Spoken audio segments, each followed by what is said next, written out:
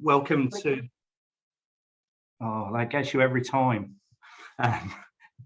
Welcome to South East Water's Inclusive and Accessible Services Network event. Really good that you could take your time to join us this morning. We actually did this event yesterday. Now, I must confess, we had a couple of technical issues yesterday. Hopefully we've learned from those and we've figured out where the glitches are. So, much as I hate to say it should be seamless, hopefully it will be. So really good to see such a really broad span of stakeholders come in yesterday and today. Statutory stakeholders, regulatory bodies, other water companies, other sectors, third sector. So really pleased that you could take the time out. Just before we start too heavily into the day, thought it was a good opportunity. You know, we've only been able to achieve what we can achieve within the business with our continual support of our exec and the senior leadership team, who are all committed to really making improvements in this area for us and really driving the ambition. You know, that's contributed massively to some of our key successes and enabled us to achieve a lot more in the last 2 years, probably than any of us ever imagined. So just as a quick welcome, I'd just like to introduce David Hinton, who's our CEO. He's just going to say a few words. Thanks, Andy. Yeah, so I'm Dave Hinton, I'm the CEO. In that, Andy, I was sensing a bit of compliment to the executive team for driving this through. Is that right?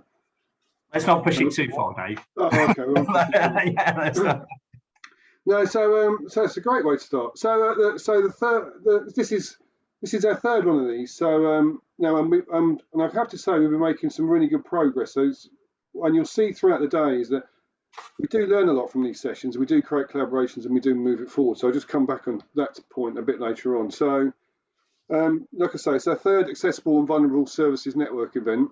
This is, you know, we had to do it virtually again. So it's the second one we've had to do virtually.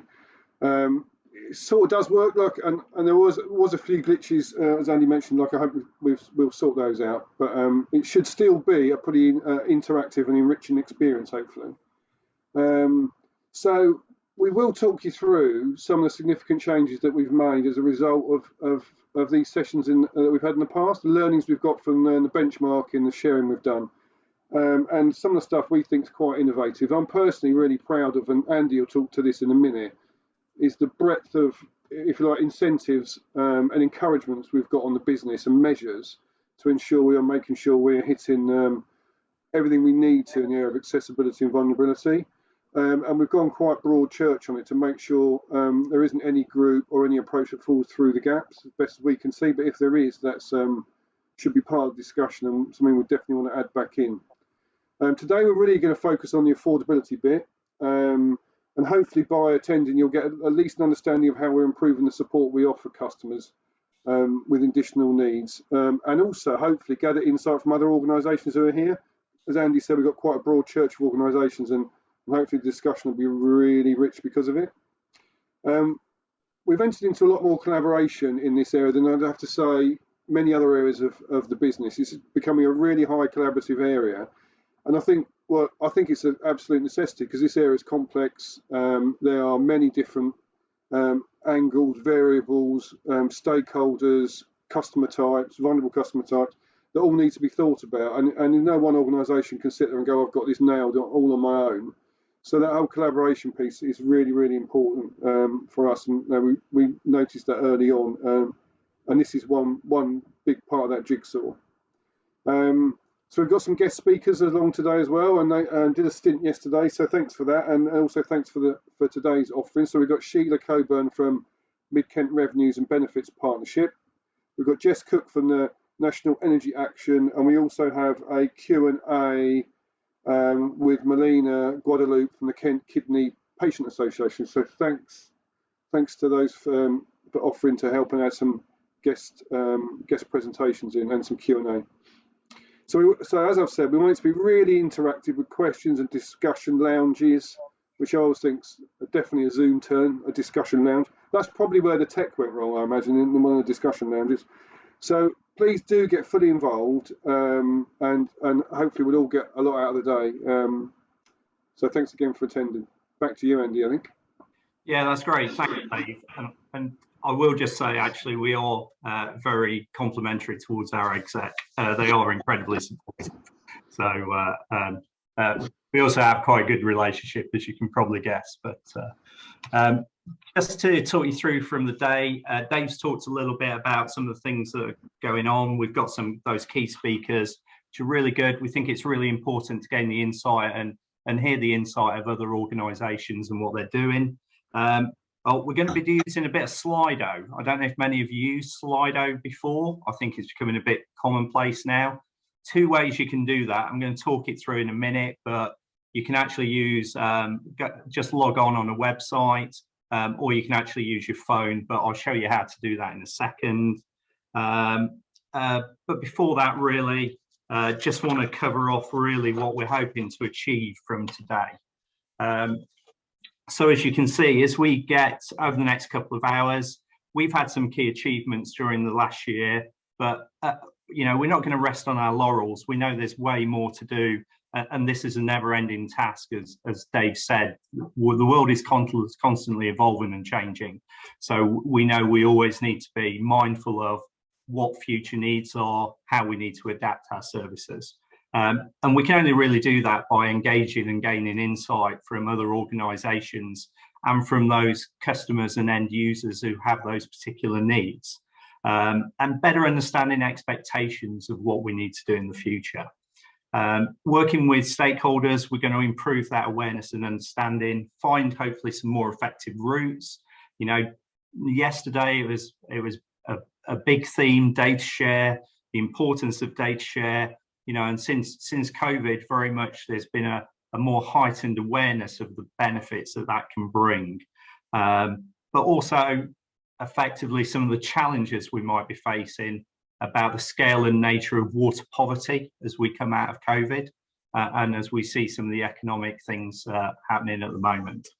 So that's what we're hoping really to achieve today. And as Dave said, we really want you to participate. There's quite a few points. There's a roundtable discussion, there's discussion lounges where we really want to capture your views. So Slido, technical. Hopefully anybody, we're all getting a bit familiar with this. You should have a slide on your screen that explains how. You can either go to slido.com, and if you put in hashtag SEW2, that will effectively take you to the Slido question. You can just scan the QR code. Now, for those of you, I had a bit of feedback yesterday. I know quite a lot of you don't actually use Zoom. What you'll see is you've probably got your pictures, and then you'll see the slides on the screen. Now, somewhere actually between those two, there's a little drag point that allows you to close down lots of screens with people on and make your slide bigger. I think people were struggling who'd left their slides quite small yesterday and were struggling to see them, but hopefully you'll be able to figure that one out. So we're just having a bit of a test really with the Slido to go, what are you hoping to get out of today? So understanding, lots of collaboration, that's great. That's what we're here for as well. Best practice. I think hopefully everybody's starting to get into Slido. We've got 10 responses at the moment. Collaboration, best practice and update. So that's great because hopefully we'll be able to tick all those boxes on sharing. As you can see, Molly has just put something in the chat. So Molly's sort of running this. She is our Zoom wizard in the background, and in there she's offered some support and how if you need any help. So great. Hopefully that just gets you a little bit more used to using Slido. So I'm now going to transition back to our screens, which is always a danger point, but fingers crossed. hoping that Molly's going to give me a thumbs up and go, we're all right. That's good. So I suppose really this is our third vulnerability event that we've done. This is a second virtual one, and I think it's really important to start off with looking at some of the things actually we learned from last year and how that's affected and adapted and changed what we do in terms of delivering our affordability and vulnerability services. So one of the key things that came out of our last year's event was really saying that when customers contacted us, there was this expectation that we should not just only give them affordability support, but actually provide a more holistic advice service or look at the customer's circumstances a bit more holistically. Obviously, we're a little bit constrained as a water company as to how far we can go to that. So we really tried to figure out what things we could do to implement in our own business and where we could gain the support of others. So what we've done, what we've taken from that is we effectively increased our frontline training across our teams to really enhance the signposting element. On top of that, we launched a brand new help and support page. Now that's a dedicated web page where effectively third sector, other organisations can effectively I suppose promote themselves. We've got small sections on with like Mind and Scope and Citizens Advice, particular regional support, which actually points and signposts customers to other areas of help. So our teams all have access to that help and support page, and they're all able to help customers to signpost them to organisations that can provide that little bit of extra support than we can. What we've also done is implemented the Money Helper self-referral tool. And also in terms of what that does is link as well to the Money and Pension Service, and that enables us to provide virtual debt advice to customers who are struggling from an affordability perspective. One of the key things as well we saw over the last 18 months is issue over issues with families having bereavements and being particularly affected and impacted in unexpected ways. So we've effectively uplifted our bereavement training as well. You also said make it easier for third parties to actually be able to refer customers for our priority services register or our affordability tariffs. So we've created an online referral form for trusted partners who we are creating, and we're just trialing that with Citizens Advice at Maidstone to ensure that that works effectively. But that will enable third sector to register customers on our priority services register directly, and also tell us they're eligible for a social tariff and know that that will happen. So some really good things came out of the session last week. I'm not doing them weekly, but last year.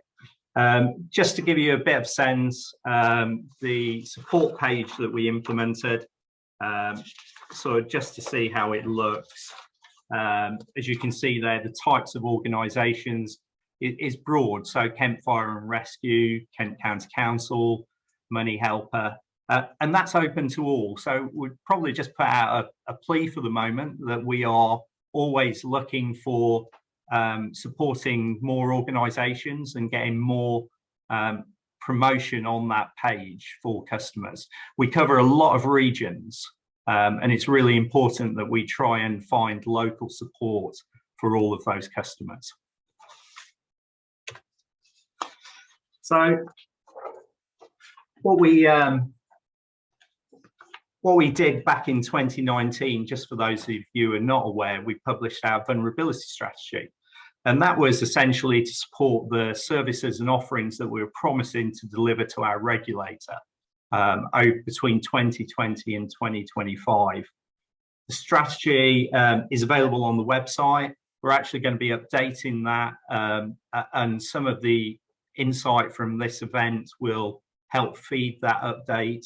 We'll be publishing that early 2022. But as you can see, the strategy really focuses on three things: about affordability, on making services accessible, but also providing supportive services. And that's predominantly as well about how we support customers when we have a water outage, a water disruption, or some other type of event that almost means customers need real access to water and aren't really able to go and collect water themselves. So the strategy itself is really well sort of groomed as a framework. And really within those three sections, we then have some short, medium and long-term initiatives that we'll be delivering over the 5 years. Really pleased to say that they're going really well in terms of our initiatives, and we'll be providing more of an update in that January 22 piece. So some of the things we did in that strategy really, which was, somebody said in the Slido, I want a bit of an update. So our performance, really, we had some real strong sort of financial and non-financial vulnerability targets. So if I start at the top, we have our priority services register, where we basically have a target to get us by the end of 2025, 110,000 customers or 110,000 properties on our priority services register. But better and beyond that, it's about making sure that the information we hold about customers is correct. So the data revalidation pieces are really important for us, about making sure that we hold the right data about the right people. And you'll all understand how critical that is.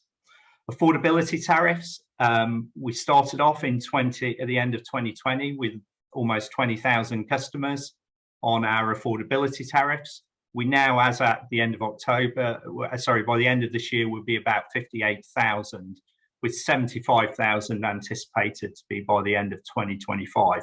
Still yet to see what the impacts of COVID could impact on those targets. And then the final four are really good and unique sort of measures for South East Water, because they're what I call my satisfaction sort of suite. We go out to a number of customers who are on these types of schemes. So customers experiencing payment difficulties, they're on our PSR, or they're on our PSR and have had a disruption for more than 3 hours, as well as stakeholders. We want to know from stakeholders how we're doing. So these are all out of 5 measures. And as you can see, we're expecting a continual improvement through the 5-year period. So there are our targets. How are we doing? Really pleased to say it's great to put up a slide where everything's pretty much on green. So I'm really happy about that. And that's good because that makes Dave happy and that makes the rest of the business happy as well. But it's that whole company focus that's enabled us to keep this on green. In terms of our numbers on the priority services register, really, really good. Getting people onto affordability tariffs has always historically been really difficult. When I first came into this role, I was always really surprised to go, how hard must it be to give money away? But actually it is incredibly difficult to get customers to actually either want to accept this support and help that they're entitled to, and even just to find the right customers who are entitled to it. Some of the things you'll hear is about the great improvements we've made over the last 6 months with Maidstone Borough Council, Tunbridge Wells, doing a data sharing piece, and that's been really important for us about how we've been able to support people in that region. As I say, end of this year, we're looking at a strong end of year position, hitting both of our PSR and affordability tariffs, which is really good.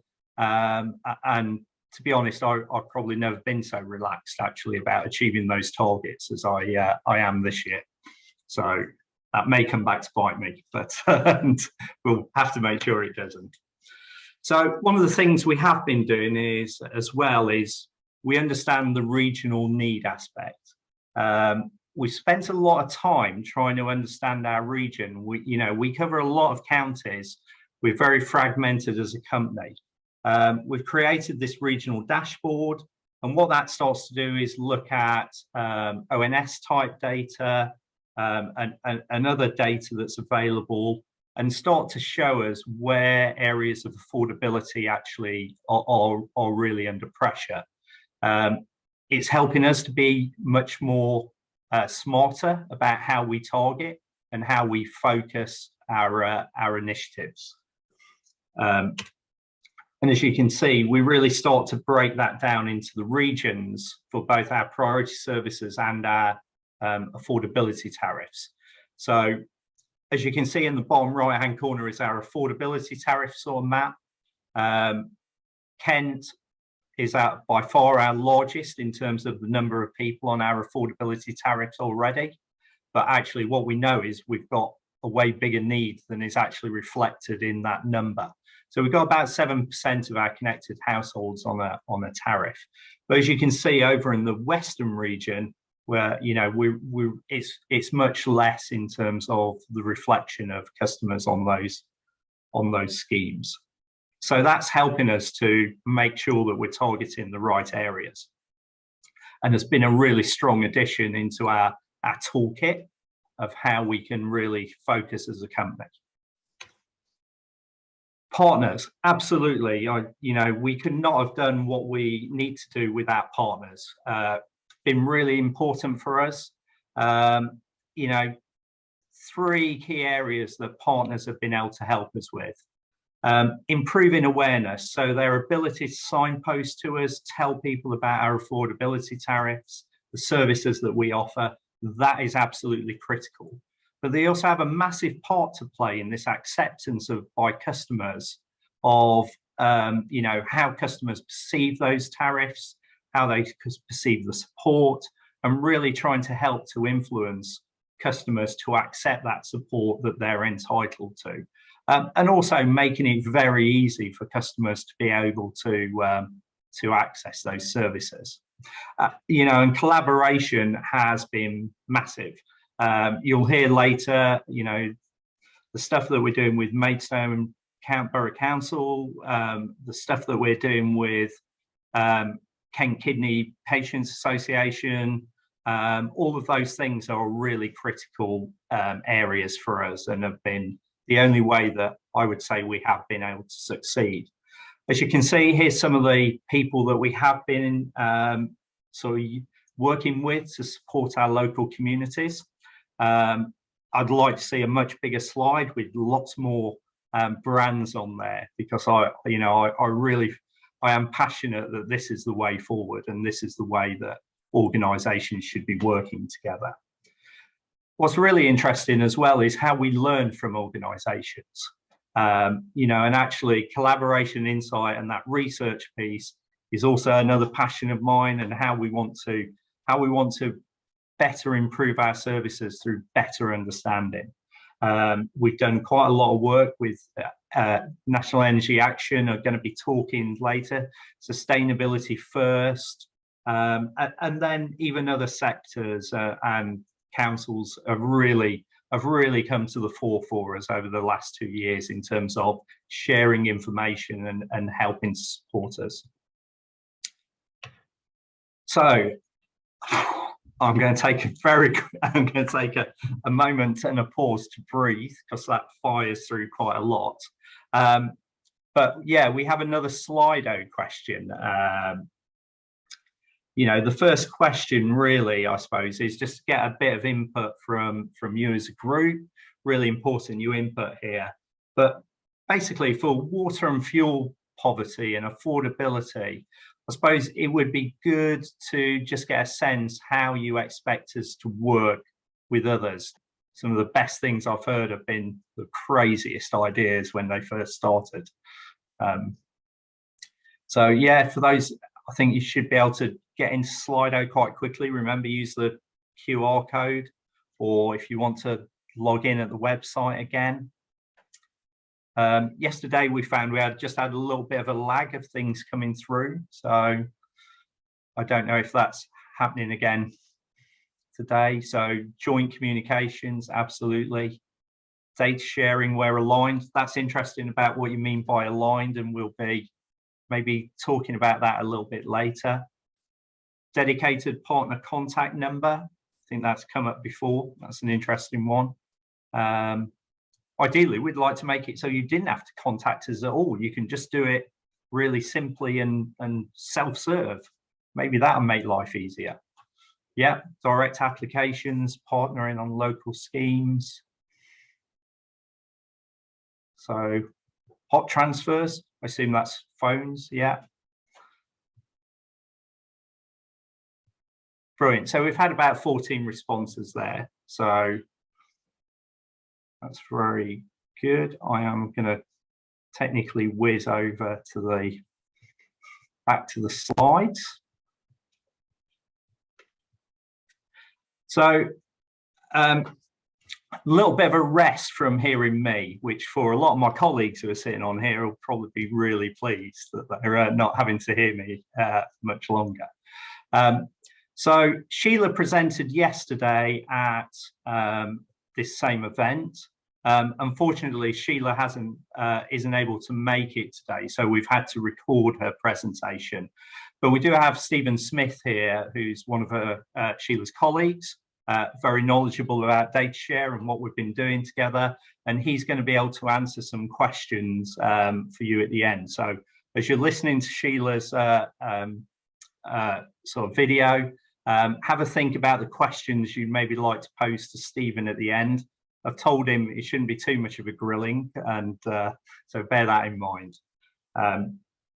So with the power of technology, hopefully this will work.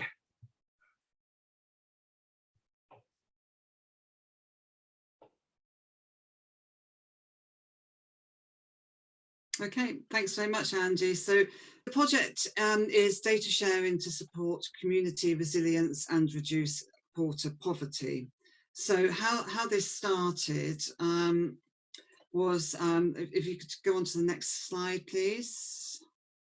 So South East Water made an initial approach to Kent County Council, and then Kent County Council forwarded it on to all the local authorities in Kent, saying who can help South East Water to be better informed with some of the information that we hold. So the aim was to work in collaboration in reaching those who are impacted by COVID in the short term, but also the longer term opportunities to meet the needs of the communities we serve, where affordability and vulnerability are prevalent issues. So we set up an initial meeting in February and to look at the social tariff and the single person occupancy, and then work out how to get a data sharing agreement between us. So then we go on to what we found on the next slide.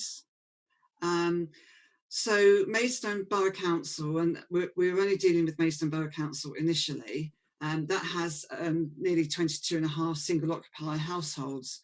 But unfortunately, the criteria of single occupier is not the same between us as a local authority and South East Water. So there is the opportunity to develop that further. So that is something we will be looking at in the coming months. But we had 10,000 households in receipt of either council tax support or housing benefit.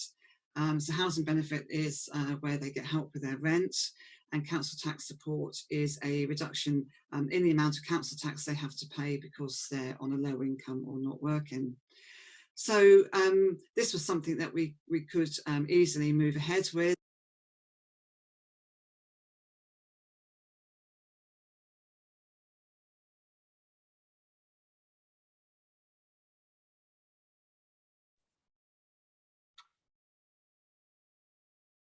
Oh, I think the video is stuck. Bear with me one.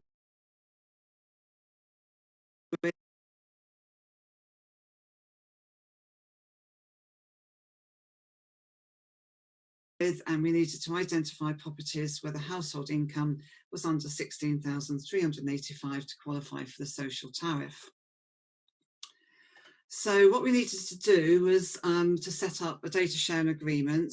We use the Digital Economy Act as a legal basis for sharing, but if local authority is probably, you could ask every data protection officer in Kent, and they would all come up with a different view about what they could share, what they couldn't share, how they wanted it written. We had to do impact assessments. So there was quite a lot of work that had to go into sort of getting the data shared agreement from our side, certainly. Then we had to look at the method for secure transfer of names and addresses. And then we had the communication teams at both South East Water and Maidstone ready to promote. We needed to identify the number of records and then transfer the details once the system and process was ready. So the outcome, it took us over 3 months to get the data sharing agreement finalised, and that was by no means South East Water's delay. It was typical local government, I think, with people having different views on how it should be written. Then we approved the letters that were going to the customers, and then in July, the South East Water teams were prepared to receive the data, and then we did the joint press release, and we sent to South East Water the data in August, and on that data there was over 7,000 households that would qualify for the social tariff, and there were 4,000 households that South East Water weren't aware of.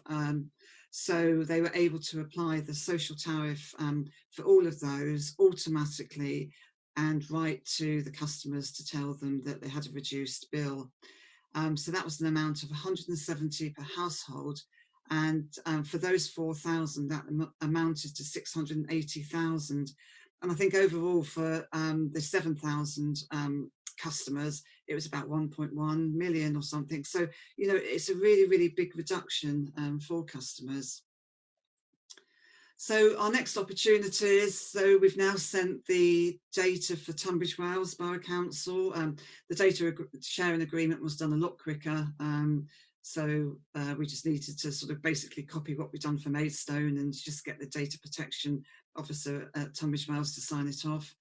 And earlier this month, we transferred nearly 4,500 records, and we've done the joint press release. So really, we're waiting to see what the outcome is of that. So, I mean, if you think about for the Maidstone project, over 50% of people weren't on the social tariff. So, you know, we're hoping to find, you know, a good amount here. I know it's not good to find that people aren't on the social tariff, but it does show that just by the sharing of the information that we've been able to do, so many people have actually benefited from it. So we're really, really happy that we've been able to do what we have, really. So I'm open to any questions. That was a very quick talk through, but basically it was such a good, it's had good publicity. Our councillors like it, customers like the fact that they haven't had to apply for this. It's all been done with them, and all been done for them, and I just think it's a win-win situation all round. Right, that was great to hear from Sheila, and obviously slightly more easier to watch in real life yesterday, and apologies for the slight gap in the video. That was me multitasking on chat at the same time and video's not liking it, but I won't do that again. Sheila did answer some questions there, but we've obviously got Stephen from, well, it's actually representing Maidstone Borough Council is Mid-Kent Services. So Mid-Kent Services, I think, touch on a number of councils in terms of the work that they do.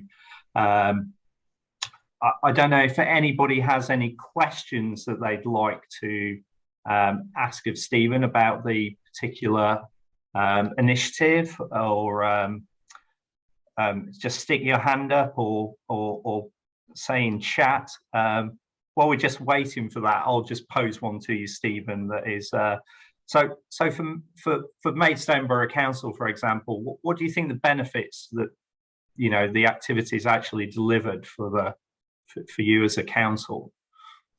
It's important to say that this interaction with yourselves is only one arm of a wide range of projects that we're now undertaking as part of the financial inclusion initiatives, which actually our chief executive at Maidstone chairs the board across all the local authorities in Kent. So targeting people to get them on a lower social tariff is only one of a series of measures for us to identify people who've been struggling, not just accelerated with the impact of COVID, but going forward as well. People who are on, we may be participating in helping to identify people suffering from fuel and food poverty, people who aren't claiming the right benefits from the Department of Work and Pensions, directing and signposting people to seek assistance from debt advice providers,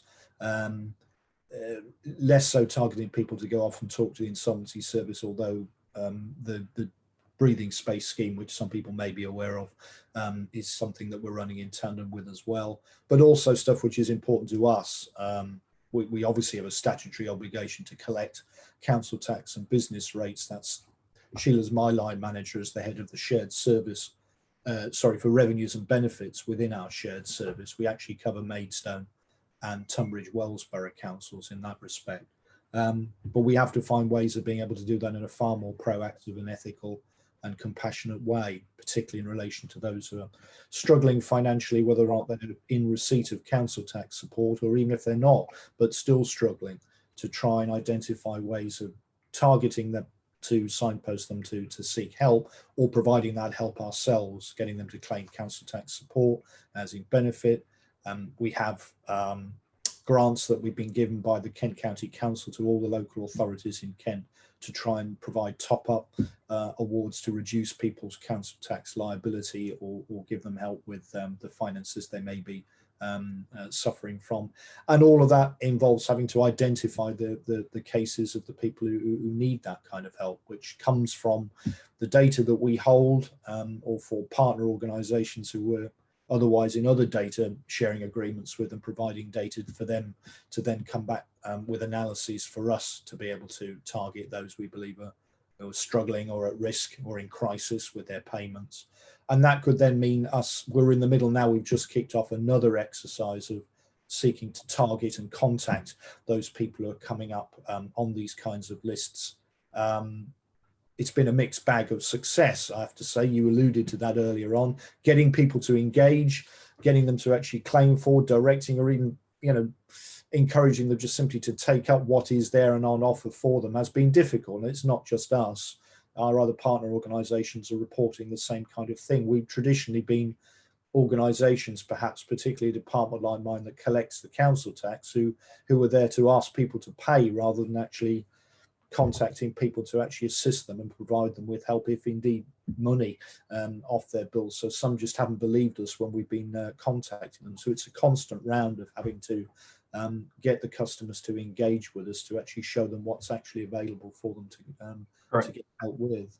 That's great. Thanks, Stephen. A couple of questions in chat that I'll just plough through. I'll answer. I'm not sure who Steph's iPhone is, but Steph, you asked if we were taking the income cap of 16k as a substitute for a full financial statement. One of the things we've always advocated is simplicity in the ability to apply for schemes, and therefore making it easy for customers.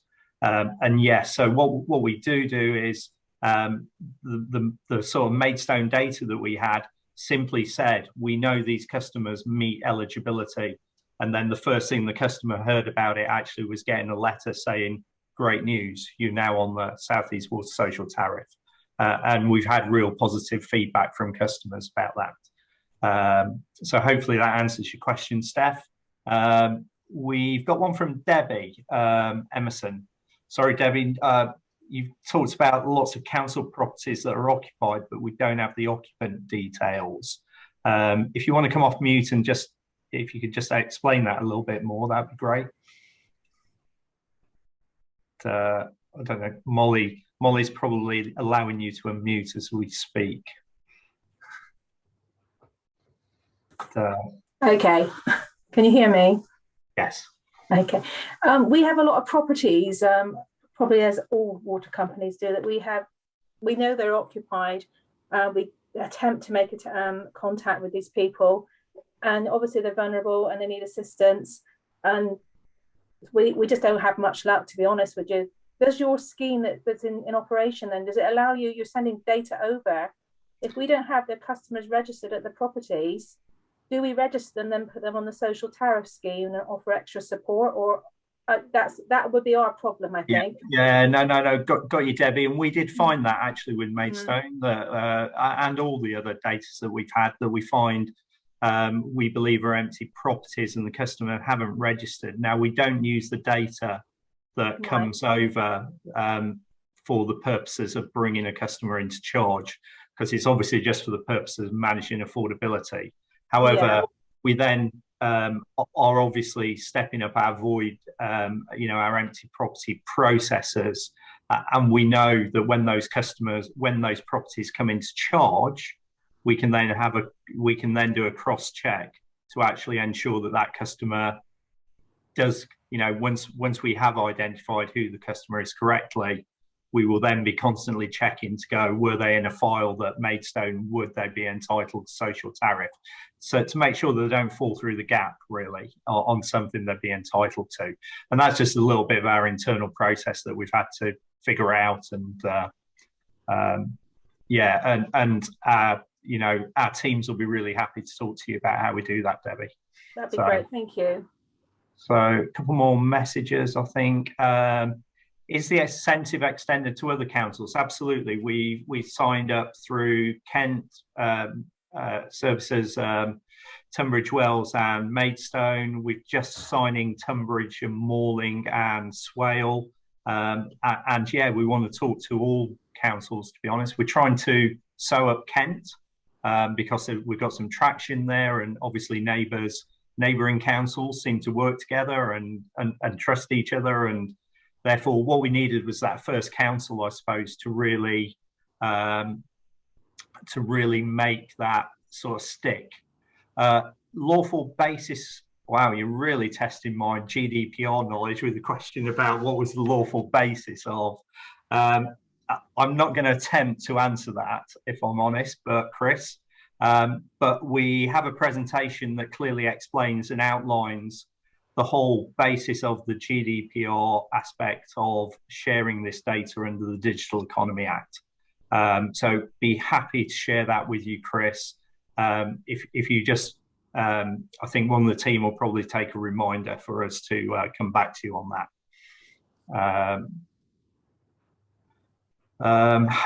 Out of how many people would have not historically never signed up for a water account? Now I'm looking hopelessly now at Siobhan, who's in the audience, who might be able to tell me. And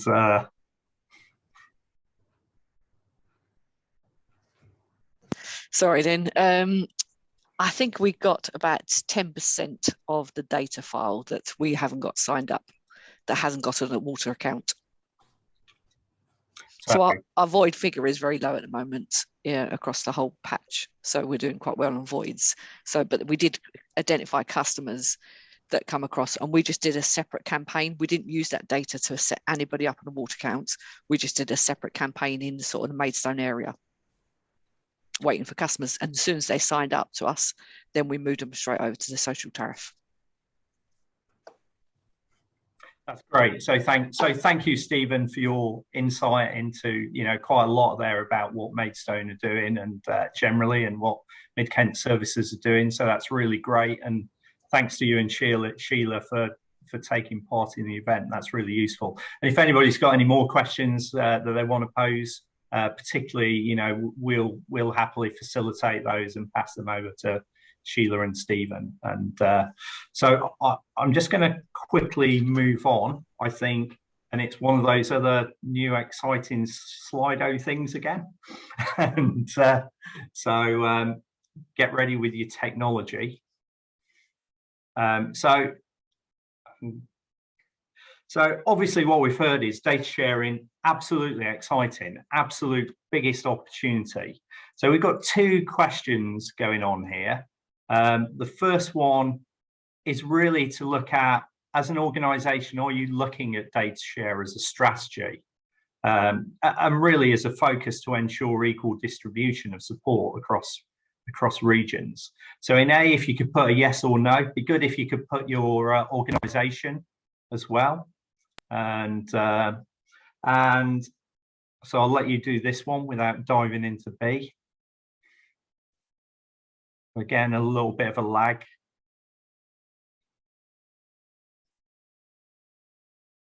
Ensure, yes, UK Power Networks. Yeah, obviously we work quite closely with you at UKPN, so really glad you're aligned in our strategy.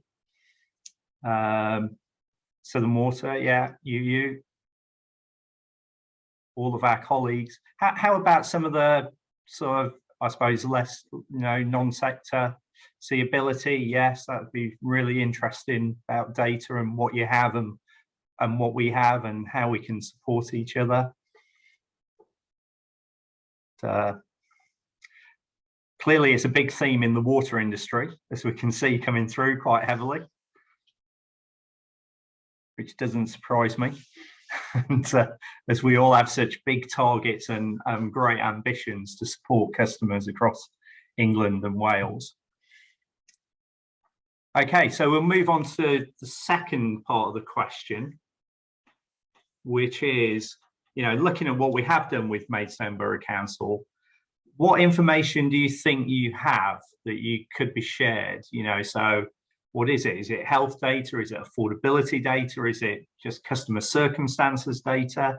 We had some really interesting stuff come out yesterday about, I'd never thought about, somebody talked about free school meal data. I don't even know who holds free school meals data. So yeah, I'm not really sure about that, but like I say, I suppose it's about thinking outside the box of things, data that might be available to. So yeah, I think I said earlier, we get a bit of a lag with Slido sometimes coming through, either that or nobody's got any data to share. And, I'd like to hope we have.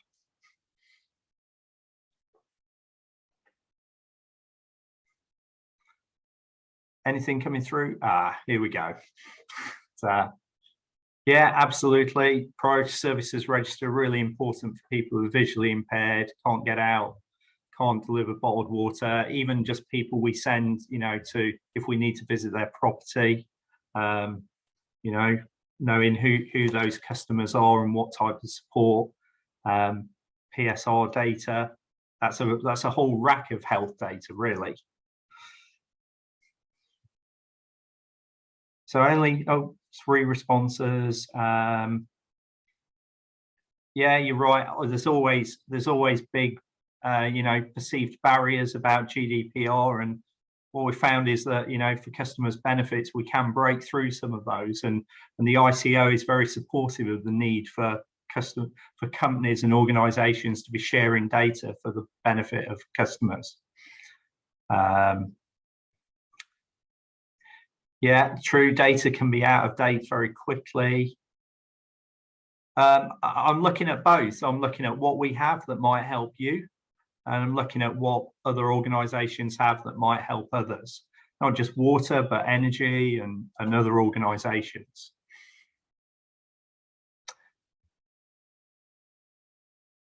Okay, so I think we're getting a sense really of some of the key things that, very much centred around health.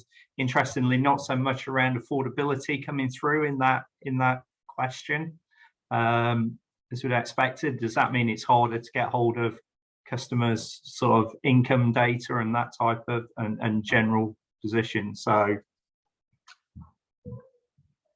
I am going to again just flip back to the screen. I think that's gone okay. And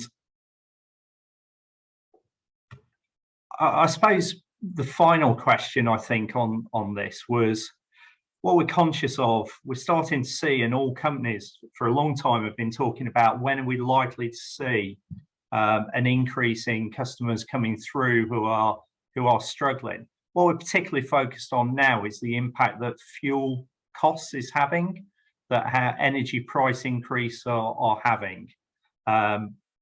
So the key thing there is, we're trying to understand from you as organisations just a real gut feel about, are you starting to see people coming through concerned about these areas? What sort of uplift in customers, are really coming to you, talking to you more because they're seeing a real struggle now because of their rising fuel bills, cold weather, heating homes, we're entering winter. So it'd be really good just to get a view of and a sense of what organisations are seeing.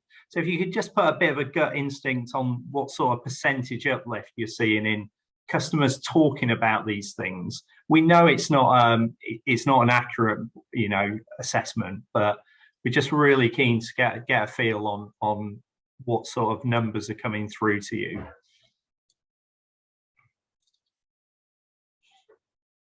I know certainly within South East Water, we're starting to see, more contacts coming through, customers' financial positions being impacted as a result of having to pay significantly more for their energy that they've really budgeted for. And we all know that, a little bit of a bill shock for customers can have a big impact. It could be we're not going to see some of those coming through for another few months, but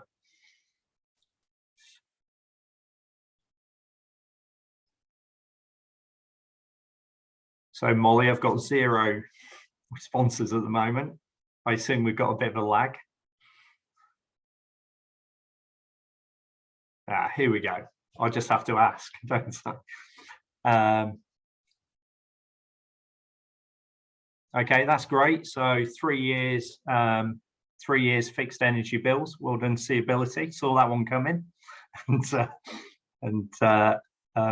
covered off your tenant. So that's great. Lou from Kent Kidney Patients Association, having to do a lot of welfare payments for fuel. Yeah, so 70% of referrals, so that's quite a big increase. So we know that there's a direct correlation between, those other bills and customers' ability and affordability of water.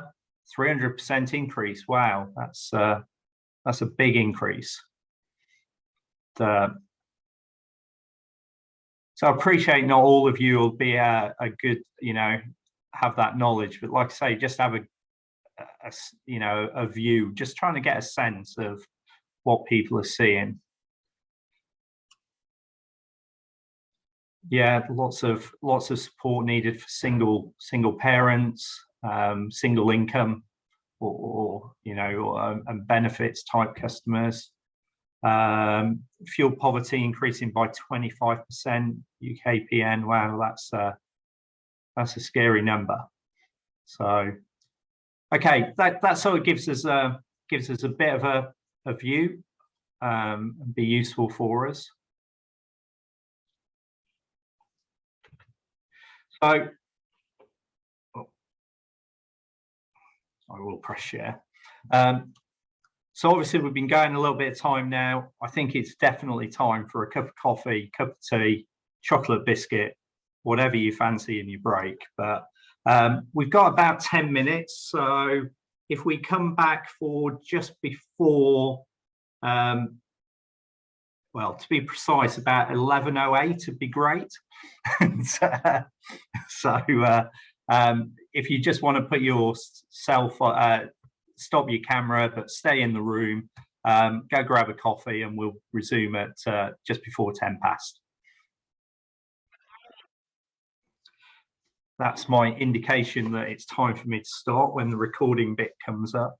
So hope you're all suitably refreshed and have got armed with tea, coffee, and definitely chocolate biscuits.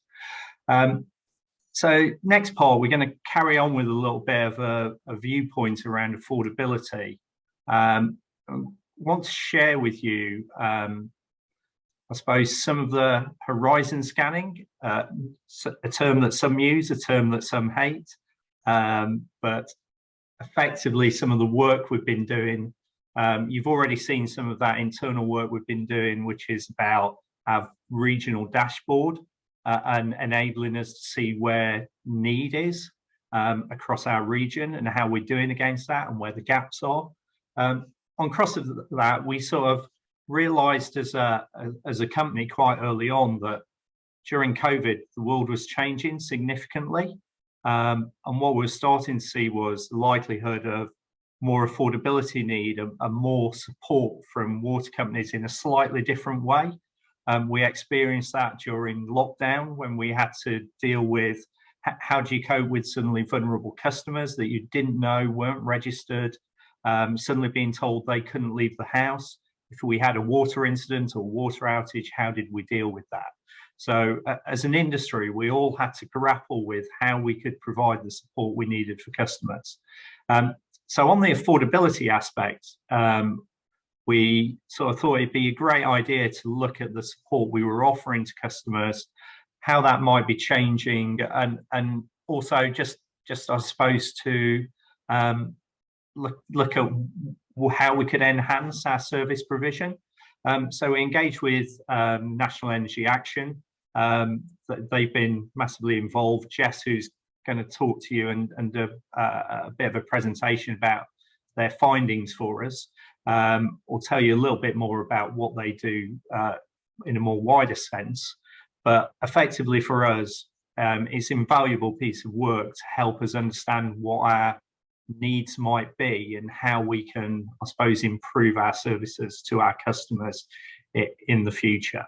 On top of that, the other side, we also did a piece which we did jointly with UK Power Networks, with Julia, who's here today, and we looked at effectively how vulnerability generally might be changing post the pandemic and how that was potentially going to impact the UK and therefore the support we needed to deliver. So particularly focused on affordability, I'm going to hand over to Jess, who will talk much more eloquently about affordability than I ever could. So over to you, Jess. Thanks, Andy. I'll apologise now because it may not be overly eloquent, because in my break I decided to eat half a bag of Revels and I'm now regretting it. So sorry for that, but you know, sugar to get you through the morning. So I'm just going to share my presentation for 2 seconds. And there we go. So hopefully everybody can see that.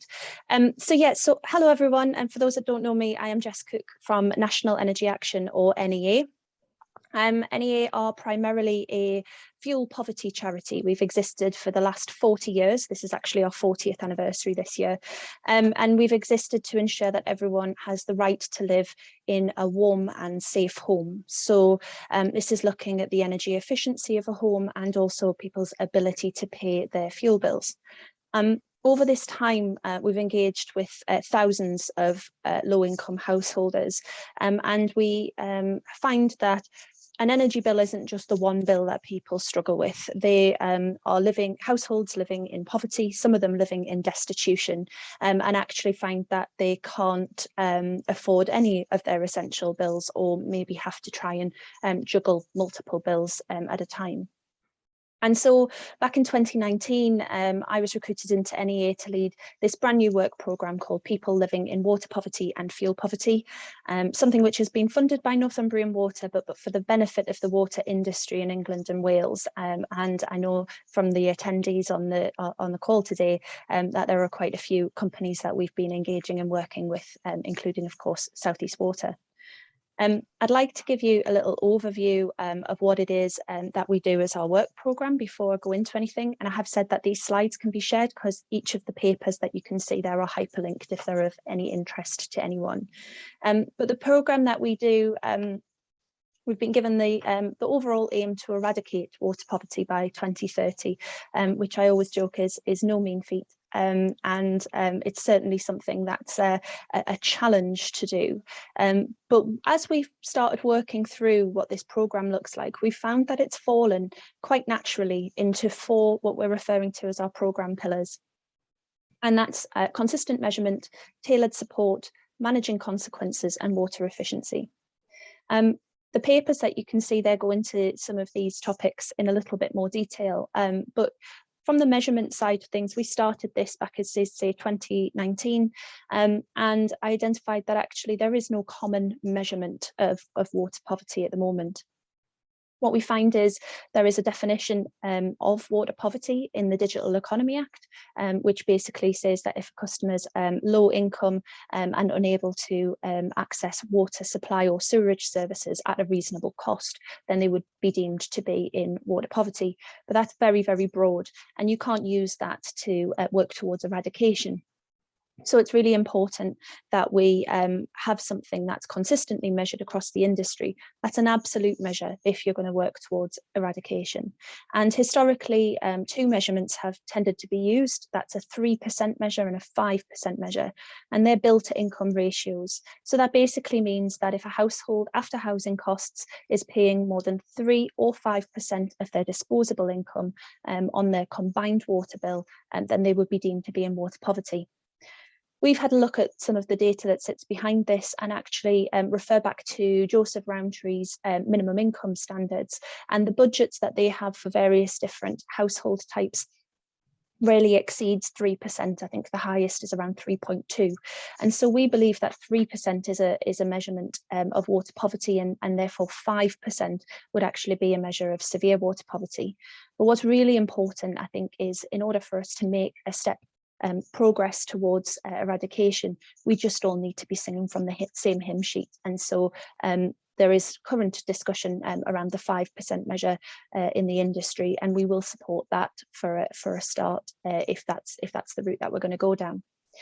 But the measurement is just one aspect of it. That's just how you know how well you're doing. Actually, what really matters to people is the support that's offered. And we believe that support should be tailored, and it's not a one-size-fits-all. Back in May last year, we published our second paper, which was on the consistency of social tariffs, to basically call out the fact that there are postcode lotteries that exist across the water industry due to limited funding in some areas, excess funding in others, mass amounts of customers that need support in one area versus very few in others. And actually what we find is that there's such inconsistency that people will be entitled to quite substantially different levels of support depending on which company they're served by, and actually may or may not be eligible depending on the company they're served by. So we called that this should be reviewed. It was a good starting point 10 years ago for social tariffs, and the customers that are supported well. But we felt that there could be more to be done to make those more consistent across the board. And we were really pleased to see that in October last year, DEFRA and Welsh Government launched their affordability review with the Consumer Council for Water, or Ccw, and I'll talk a little bit more about that in a second. Our third pillar is around managing consequences, and it's something that's really important to remember, that you can put support in place, but for those that aren't supported, there are consequences to being in water poverty, and these consequences vary greatly. The one that this paper that's on here focuses on is actually utility debt, and how debt is an issue that needs to be addressed across multiple sectors, not just with water. But obviously with water can't be disconnected, and so actually we find that some people actually stop paying their water bill as the first default, the first point where they are starting to struggle, and so that could be an indicator of wider financial issues. In addition, we've also looked a little bit at the coping tactics and strategies that some people use in order to try and manage their water bills or their finances, and I'll touch upon those on my next slide. And finally, water efficiency. It's really important that we look at everything in the round, and we do feel that water efficiency has the ability to make an impact for customers and to save them money on their bill. Current water efficiency measures may be only very small savings on their bill, but actually there are some wider measures, larger measures, such as things like rainwater harvesting that potentially could have a much bigger impact. But if we can't do those, what we could do is we could tie water efficiency in far more with energy efficiency. And actually, if you think about what you can save with hot water, not just with the amount that you're saving in the water, but actually also in the energy to heat that, then that can be quite substantial savings for customers on both their water and their energy bills. So I briefly touched about coping strategies, and in August and October of this year, we did 2 waves of YouGov polling in order to look at this research. And this is just some of the results that we've seen. We've polled 4,000, just over 4,000 GB adults, and asked them a number of different scenarios. Have they ever, or would they ever implement any of these if they were struggling? These results here show the blue bars being all GB adults, and the yellow being anyone who replied with an income of less than £20,000. And these are just a few of the things that they said that they might do. You can see on average around 10% of all customers are saying that they have or would shower in public facilities in order to reduce their water bill. This is something I've had personal experience of talking to people about. They actually choose to use leisure centres or the showers at work in order to be able to keep their bill low at home. Obviously, during the recent pandemic, that's something that would have been extremely limited to them. They wouldn't have had the ability to do that. And so they may have seen quite substantial increases to their bills because of having to shower at home. 41% of those with incomes of less than £20,000 say that they are bathing less often in order to reduce their water bill, which is obviously quite substantial. But even more than that, I was quite shocked to see just over 22% of those in that income group would cut back on food to pay for their water bill, and 24.5% would cut back on personal hygiene products, which obviously seem quite substantial cost savings, considering the fact that support exists with water companies, and they can't be disconnected for non-payment, which I think some people are unaware of. We did actually ask about support and the awareness of support with this group, and Ofwat had recently published that around 15% support awareness was the figure for the industry. We actually saw from this group it was closer to 8%, so it is quite low. So I wanted to talk about the Ccw Affordability Review and how this fits in with the project and the work that we've done for South East Water. As some of you will probably be aware, and definitely the water company representatives will be aware, in October last year, DEFRA and Welsh Government commissioned Ccw to undertake the Affordability Review, looking at water affordability support across the industry. In May this year, the recommendations were published, and these are the 10 high-level recommendations, and there are an additional 40 actions which sit underneath those, some of which are already progressing through various different initiatives and pilots that some water companies are doing, and some that are being discussed or progressed through working groups.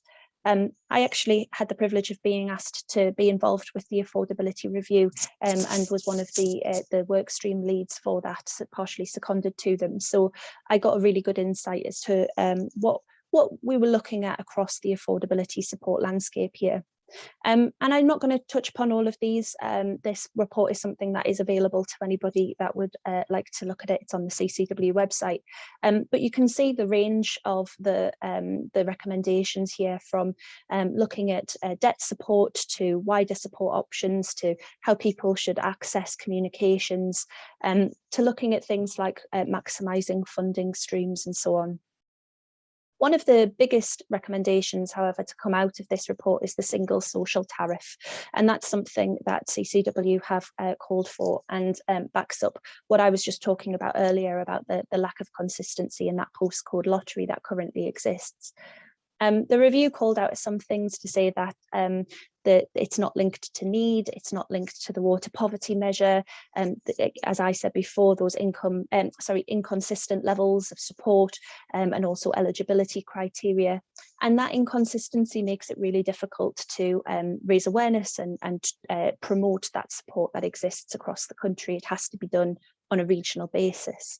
And so the recommendation for the industry is to design a sustainable and single social tariff, ideally one that will be directly linked to eliminate water poverty, and that's based on the 5% level, so what NEA deems to be severe water poverty.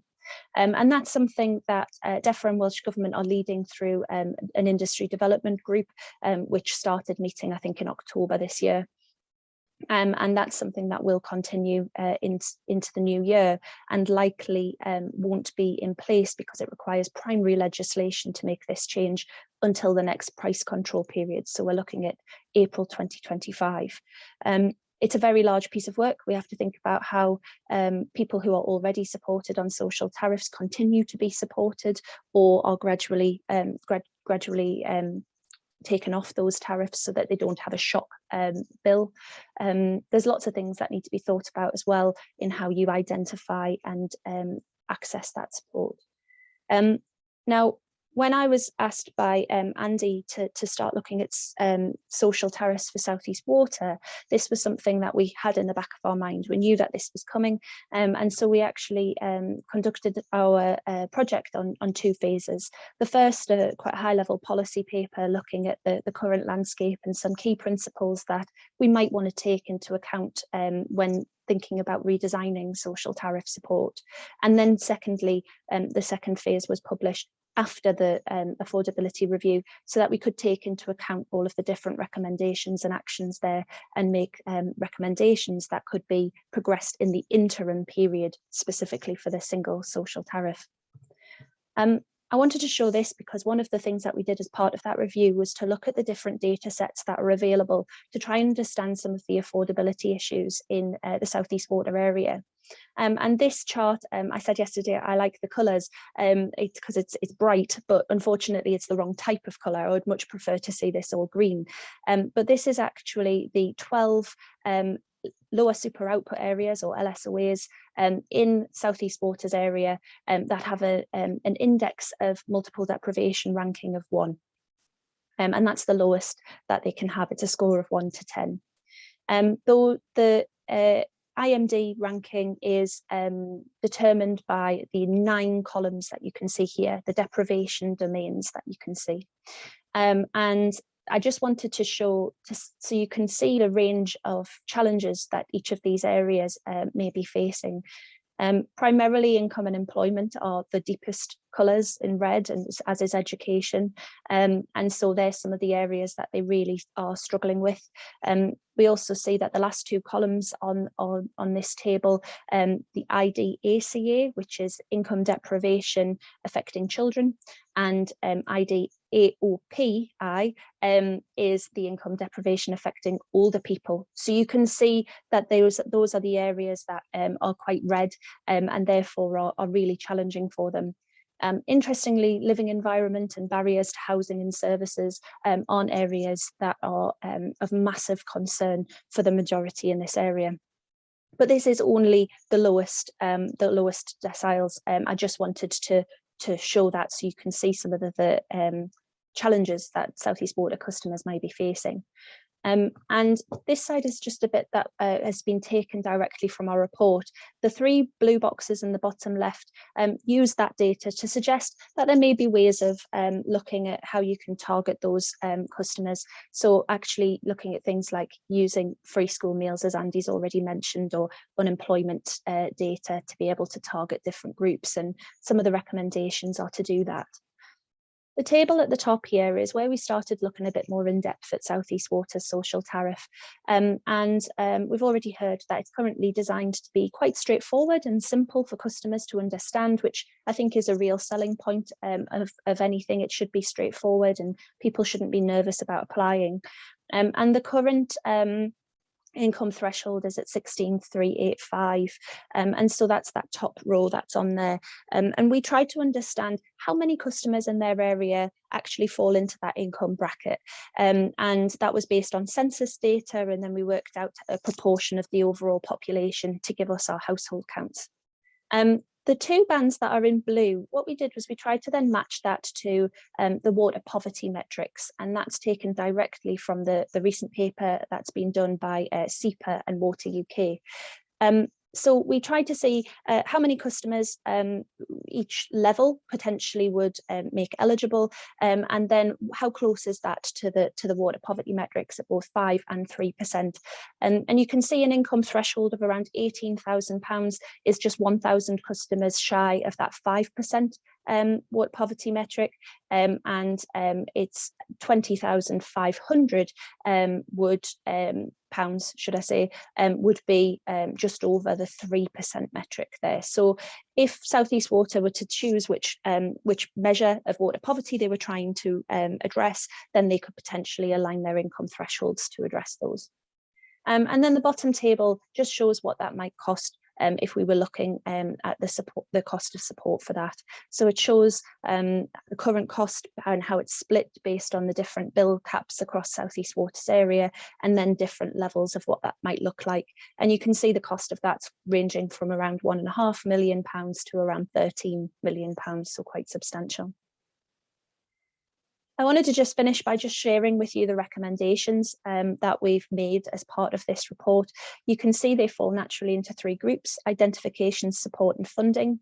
Across identification, this is a lot of the stuff that was coming in on the Slido polls. It's all about data sharing. So things like expanding the local authority data sharing that we've already heard about from Maidstone there, looking at trying to expand trusted partner schemes to be able to allow organisations to make direct referrals, and also new opportunities for that alongside those recruitment campaigns for specific needs that I talked about.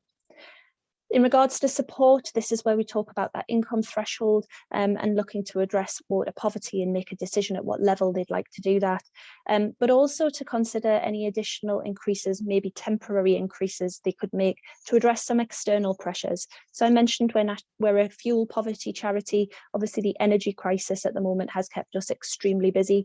There are more price cap rises expected in the future, and these are all placing massive pressures on customers, especially alongside other things such as the universal credit uplift removal, the end of furlough, the rise of national insurance next year. There are a number of different things that are causing customers to struggle. So anything that could be done even on a temporary basis to address that would be extremely helpful for them. And then finally on funding, just to look at things like making company contributions, or to really look at what they can do to maximise cross-subsidy levels without detriment to other customers. So that's a very high-level overview. I believe Andy said yesterday that he does plan on sharing the paper, the report that we've developed, but obviously he can talk to that. Yeah, I just want to say what I'd said yesterday as well, that there are a number of things across the industry and for South East Water that are absolutely excellent in regards to the services that they provide. And I think what's really important here is that we learn from those best practice and make sure that we hold on to those and develop those as much as we possibly can, and then take learning from other industries as well. So that's me. So thank you. Thanks for that, Jess. Really insightful. Great report, and yeah, we will be sharing that as part of to the wider industry, and to especially for I think partners and organisations that are working in the southeast, where that information is very, very relevant for them. Then, if anybody's got any questions for Jess, if you want to either put them in the chat or raise your hand, more than happy to take a couple of questions. While you're thinking about that, I'm just going to ask Jess, I suppose, to go, you know, is the current, you know, that's a report at a point in time. How are we going to see the landscape changing really over the next 12 months? Are you more optimistic? Are you more pessimistic? Are you?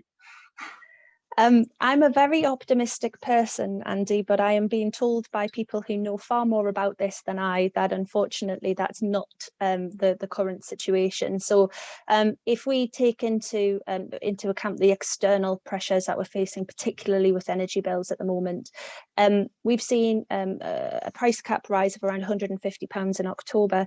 That's expected to be more like £550 in April in order to be able to cope with the current gas wholesale price issues. And it doesn't look like that's something that's just going to be one winter. It does look like it's going to span across multiple winters. And that, alongside all of the pandemic pressures that we still have, the economic impacts of that, job losses, you know, these are, unfortunately, we're referring to it as a perfect storm. It is a situation that's becoming harder for people. The cost of living's increasing on top of all of that. And I just think the more that we can try to do to relieve that or to help people at earliest possible opportunities, the better. But unfortunately, I haven't got a great message to share for the next year, I'm afraid. One of the questions, Penny, who's on our customer challenge group and a vulnerability advocate, you know, is just sort of asking about what about those customers who are just above the eligibility level? You know, they're actually cross-subsidising at the same rate as much richer people. Is that fair? Is that the right way the industry should do it? It's a really good point, and a lot of people have often suggested that you can be done in a way that you potentially do it based on income and you pay more if you earn more, but that's a really challenging thing, I think, for anybody to be able to put in place, and to be able to identify those and adjust it as income levels change and so on would be near on impossible. The administration would be huge.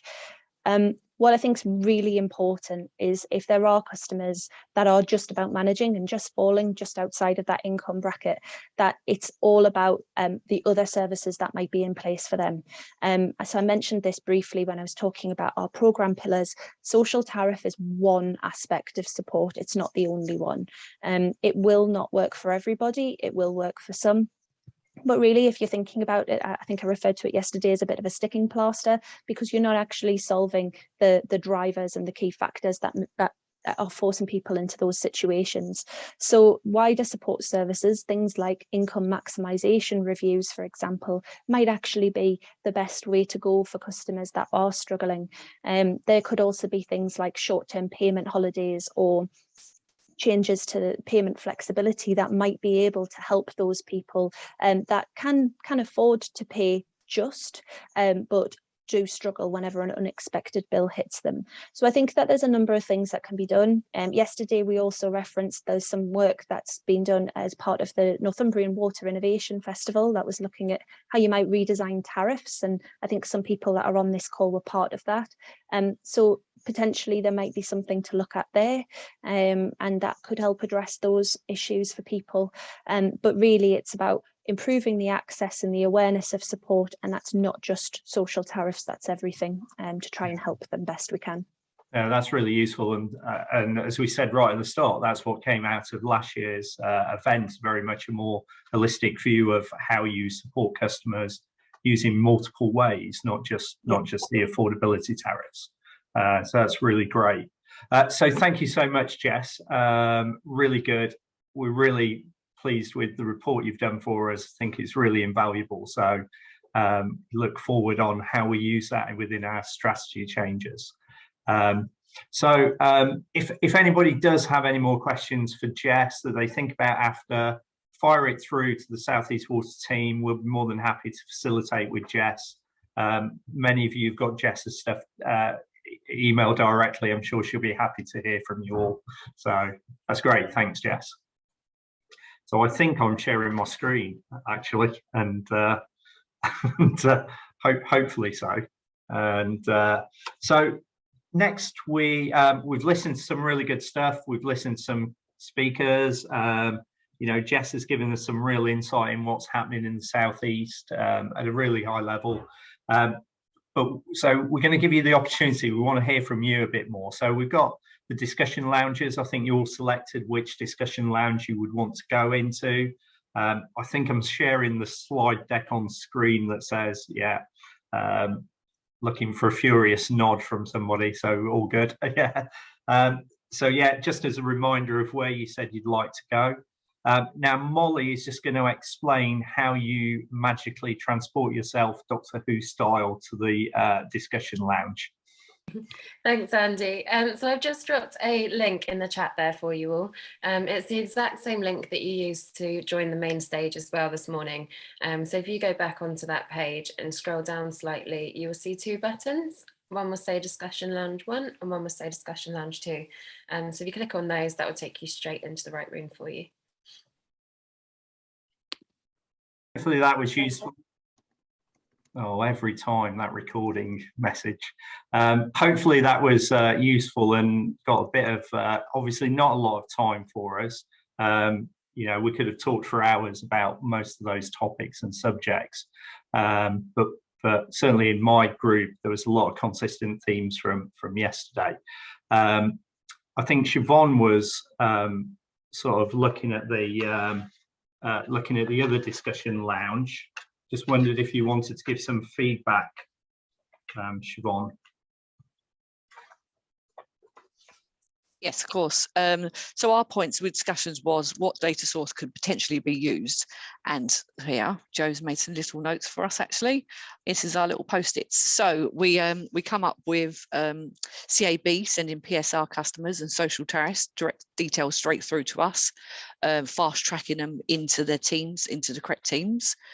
We spoke about RNIB data tool that provides data for visually impaired across the whole country. So we got local groups as well as national groups. So the RNIB.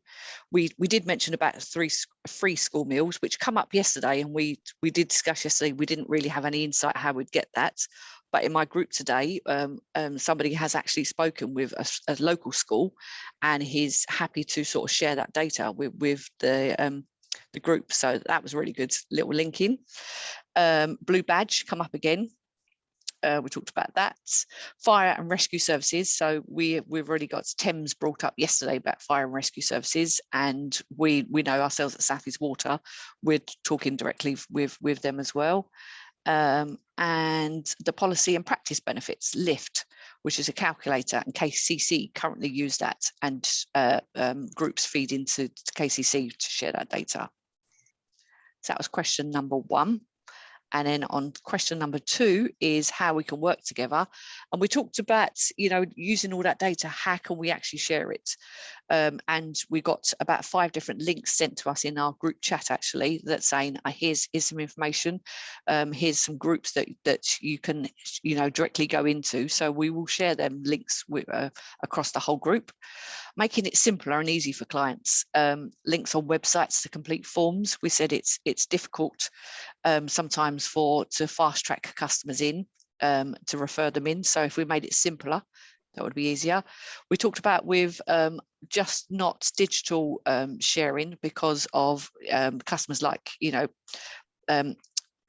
digitally impaired visions customers that may not always like digital media campaigns, or they may like digital. Some are elderly and may not, you know, get the most from that. Newsletters could be a way, and converting material into audio format as well. So that's what we got from our group. Great, thank you. Yeah, so I'll just give some quick feedback from Az. I don't know. Yeah, so we were looking at scale and nature of water poverty. How do we think support might need to change? We started off really interesting about, actually, we were talking about social care and getting better access and sort of, you know, I suppose social workers, all those types of things. But it's really just about having collateral that's available and in an easy to understand and in good formats. But then actually we got a little bit of discussion about actually in those touch points, customers, you know, if they're going through particular sort of a treatment, or they can get overwhelmed with the amount of information that they're given. So it's really about a focus on the carer being the pivotal part of that relationship. Actually, it's the carer who's most likely to sort out the tariff, register them on the PSR. So some real strong messages coming through. We then had really good discussion about, and Sue from Wessex really talked about how actually a lot of it was about adaptation and evolution of our current schemes rather than, you know, throwing everything out and starting again. And that's really strong. We were talking about, you know, how do you keep a customer engaged just paying £1 a week? So really good. And then we had Liz from Alzheimer's Society, who was telling us really about actually maybe, you know, as an organisation, they quite didn't know as much as they probably needed to know. So there's some good opportunities there, which is strong, and talking about using partners and partnerships.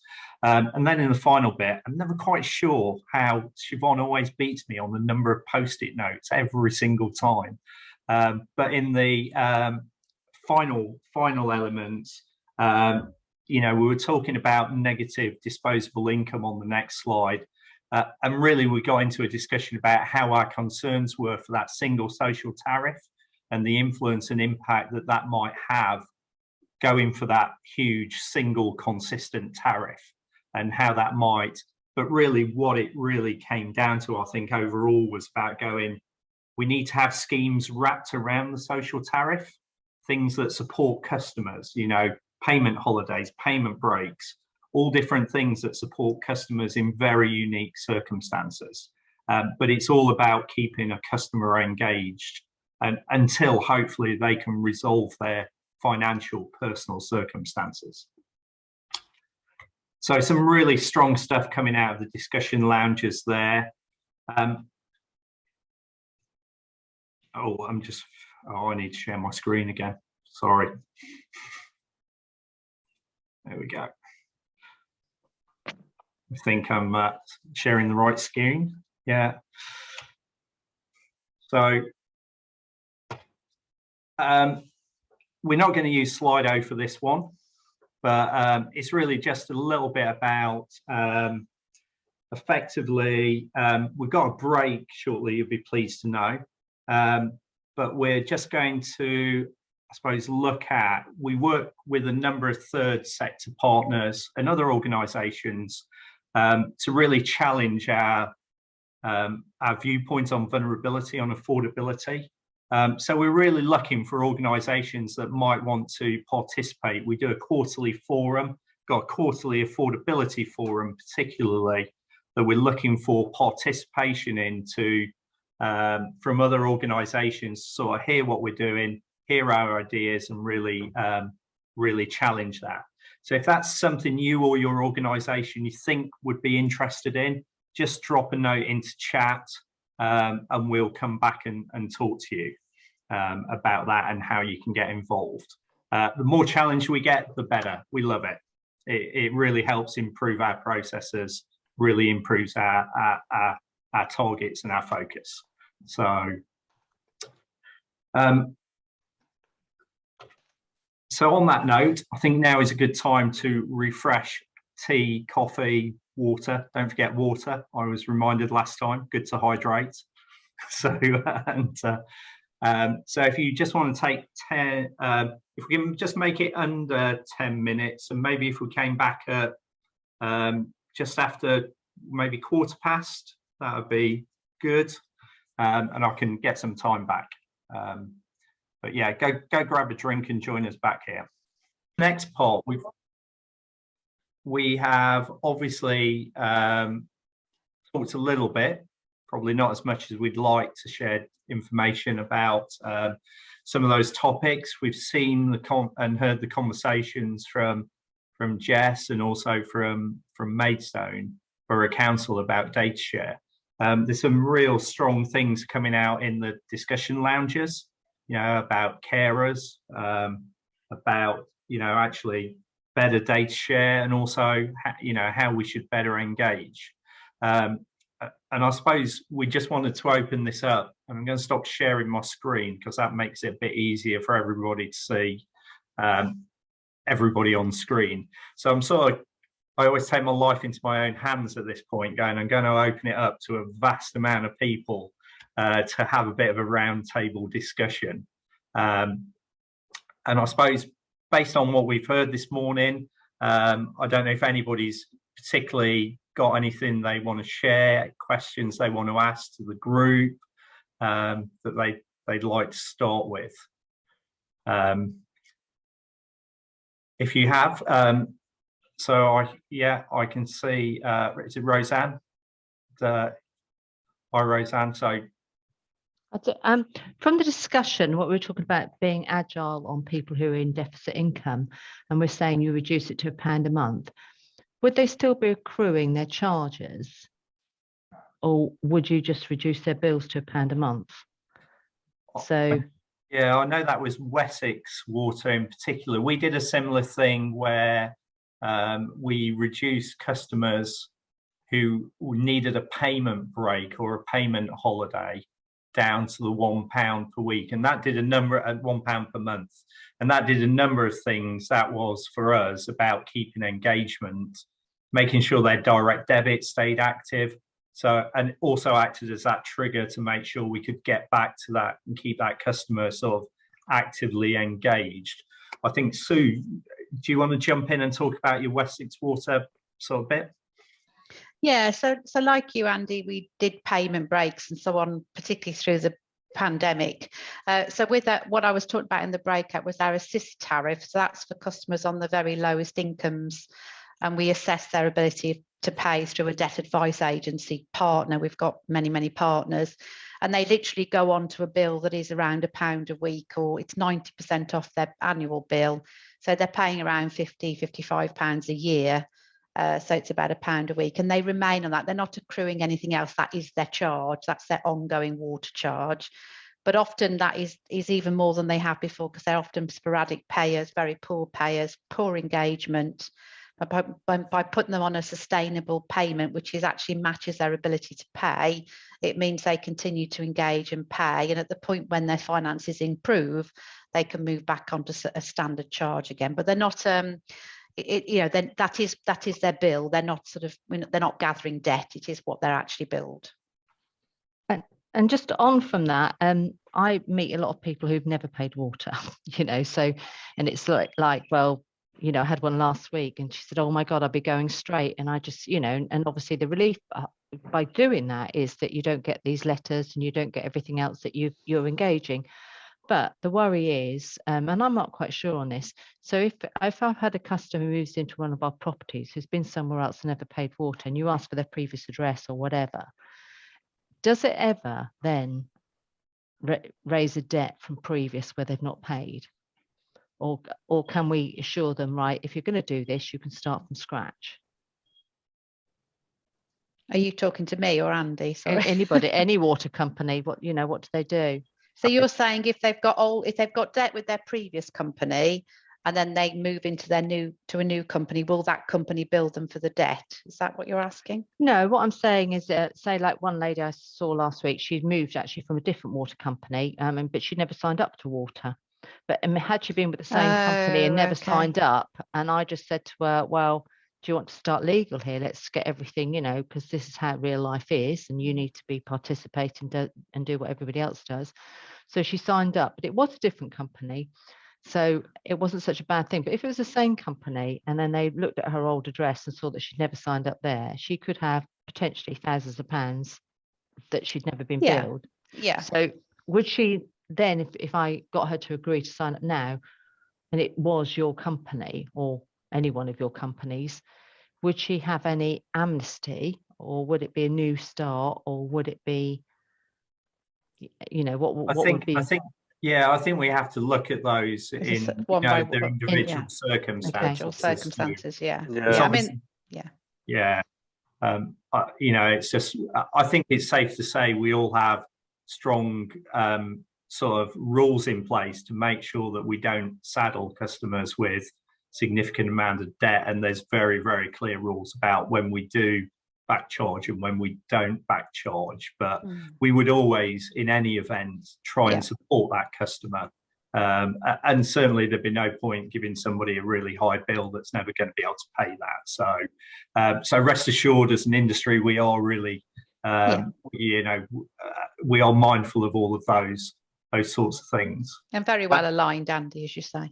Yeah, so one of the key things actually really, we got onto carers in my side. I don't know if anybody's got any thoughts about that piece, but you know, what we discovered was that certainly in Kent Kidney Patients Association, carers actually are about 80% family, you know, not professional carers.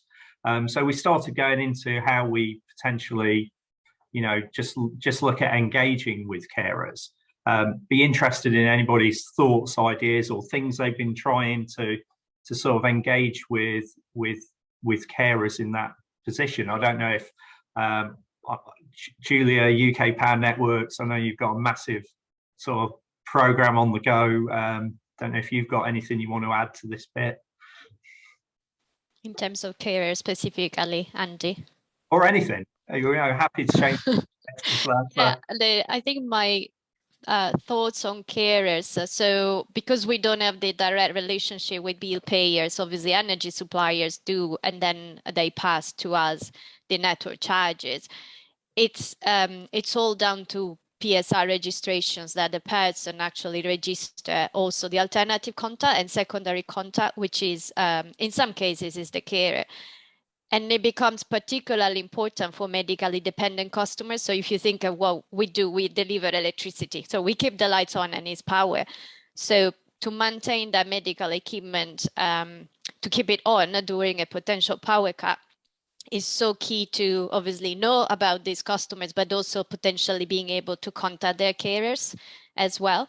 So there is probably an area of particular interest for us. So while we still rely on customers to register on PSR, any opportunity to engage more with the carer groups will be really welcome, because we can actually get more people and more visibility of people with these particular needs in a way. So yeah, thank you. Liz, one of the South East Water team, has actually got a question. Oh no, it's not a question. It was something that was triggered just by one of the slides saying that family are most likely to be people's carers. There's a whole host of young carers out there, and I just wondered if there were contacts that everybody could make with young carer organisations to tap into that hidden group. Yeah, welcome everybody's thoughts on young carers, and I know we've historically struggled to engage with young carers, particularly, and by their very nature, and I think we struggle with families of carers as well, other than sending information directly. And I suppose one of my questions I would ask and pose to the group is, therefore, is it only through stakeholders that I really can reach out to carers? I suppose is my question. Welcome people's thoughts on that. Lou, you've got your hand up, I see. Yes, I know that the discussion that I was on yesterday was about data sharing, and I was quite against data sharing, and I am a convert now after that discussion. So they mentioned DWP. I know DWP, Department for Work and Pensions, has got a list of people that are registered disabled, but they should also have a list of people that are on the carer benefits. What is it called? They give out this carer allowance, I believe it's called, carer allowance. So if there's a way that data share could be shared with them, you could possibly target the carers that way. Yeah, that's carers allowance. Anybody got any thoughts on that? How they feel about, you know, that as an industry we've been actively chasing and involved with DWP as a route for getting data. So welcome maybe from other water companies, housing groups maybe. I think Roseanne, you're ready to talk, to spring forward. I would just say, thinking it'd be fantastic if somebody was able to do something with the DWP. You know, just, I mean, you just get everything you need then, wouldn't you?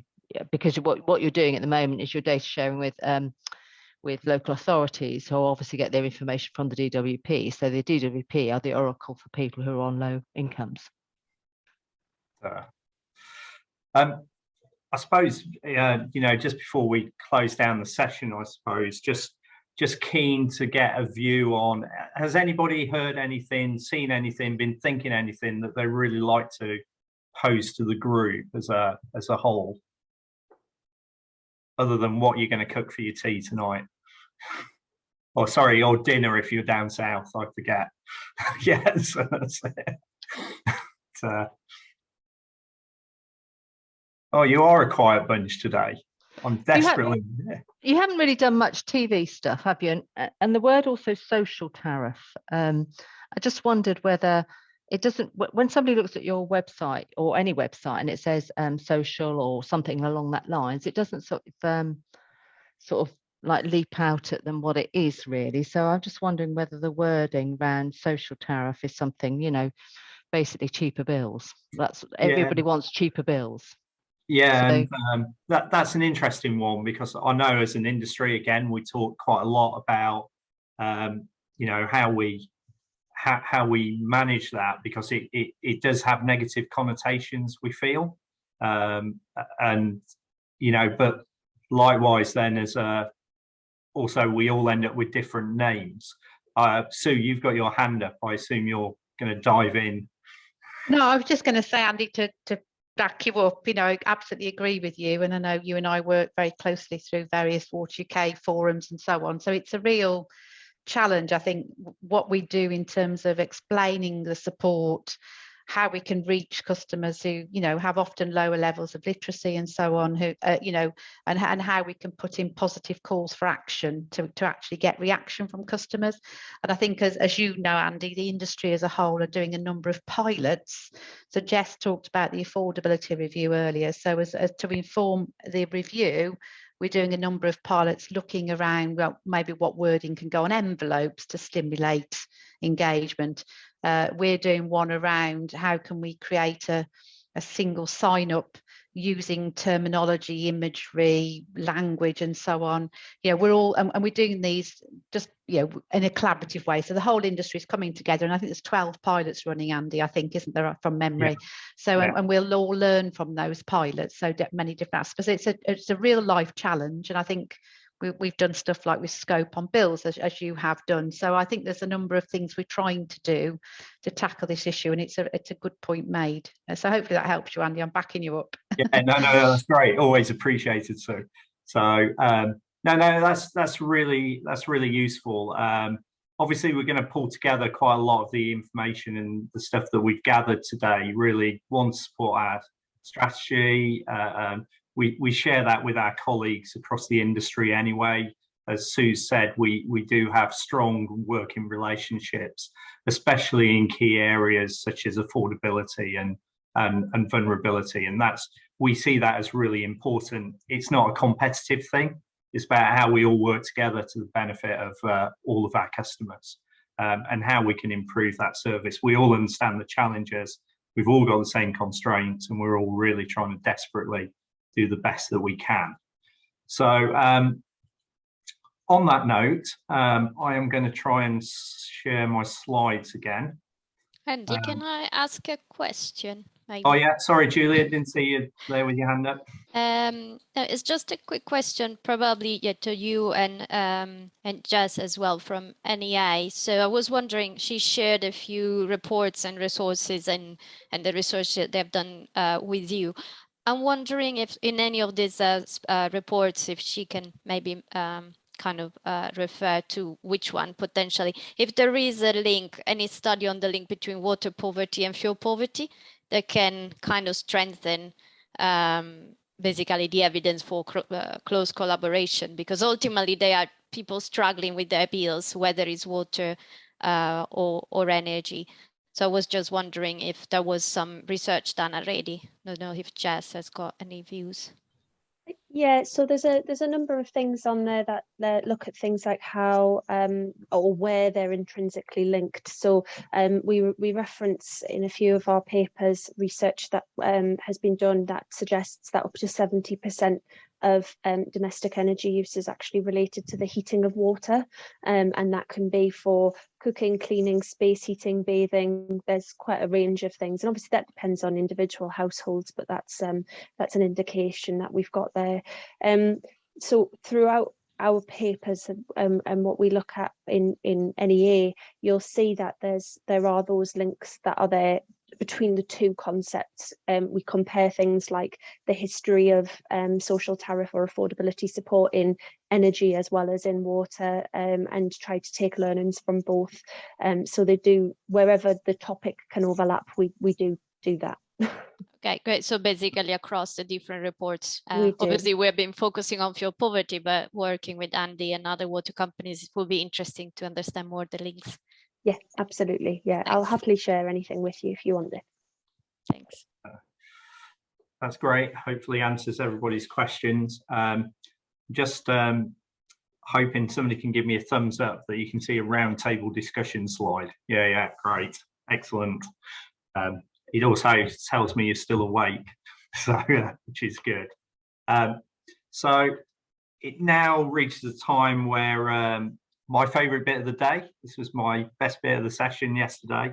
So we're going to do a bit of an interview style section with a charity. So you've probably heard Lou talk a little bit and ask questions earlier. So Lou is the representative from Kent Kidney Patients Association, supports patients and families across Kent. Lou's the chair of that organisation, but more importantly, and I found really, really useful yesterday, she's also a recipient of a kidney transplant and is a volunteer that ended up taking over chair of that organisation just before COVID. So transitioned into quite difficult times. We've been working with Kent Kidney Patients Association as an opportunity to reach out to those who have got having kidney dialysis or have a chronic illness for our priority services, but also our affordability piece.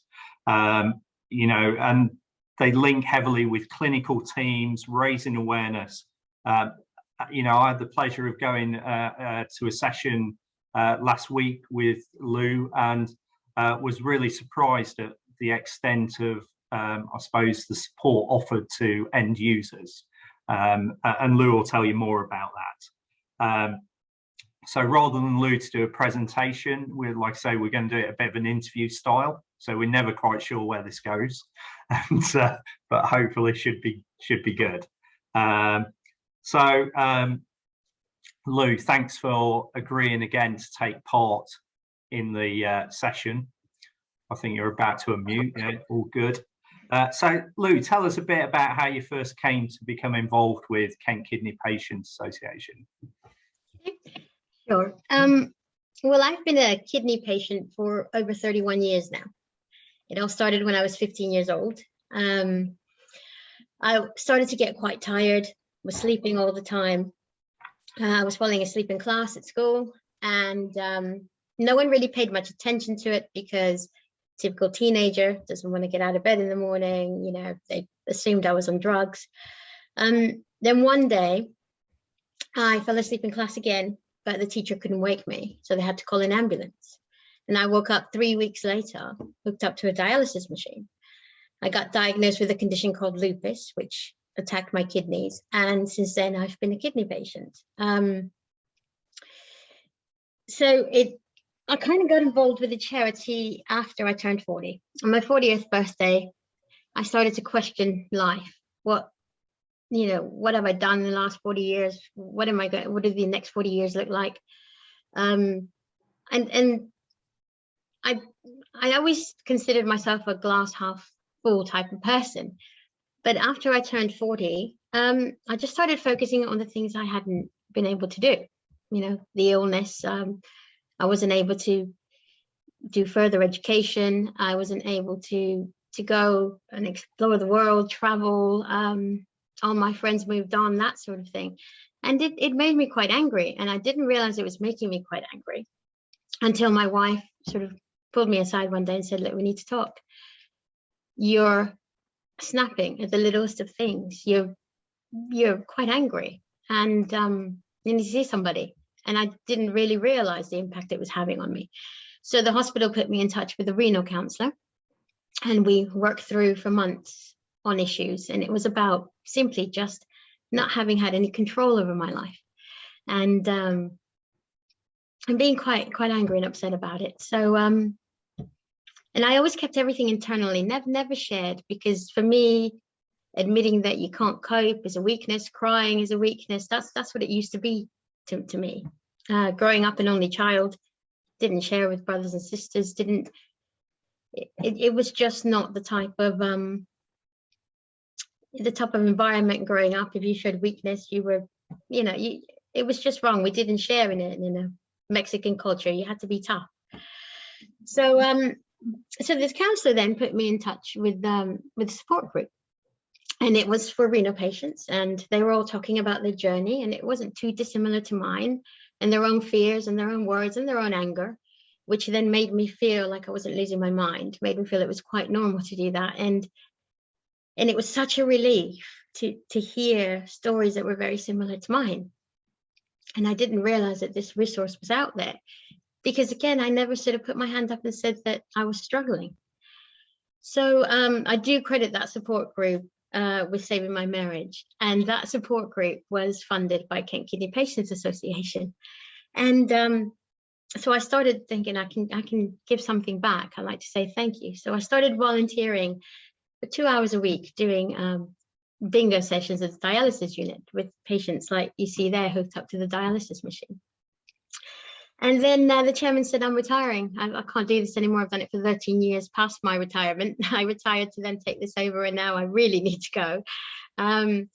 And she said, would you like to take it over? I said, no, thank you. I'm quite happy just doing this. I don't think I'll be able to do anything more than this. And but a lot of it was low self-esteem, because when you're ill for so long and you don't get out in the real world and deal with situations like this event or just any kind of grown-up thing, I suppose, other than patients that have the same issue and that are going through the same thing, not working as well because they're too ill, your self-esteem does go down quite a bit. So but when she turned around and said that it was going to fold, and that whatever reserves we had was going to go to a national kidney charity, I started to think that would mean that we wouldn't have a support group anymore.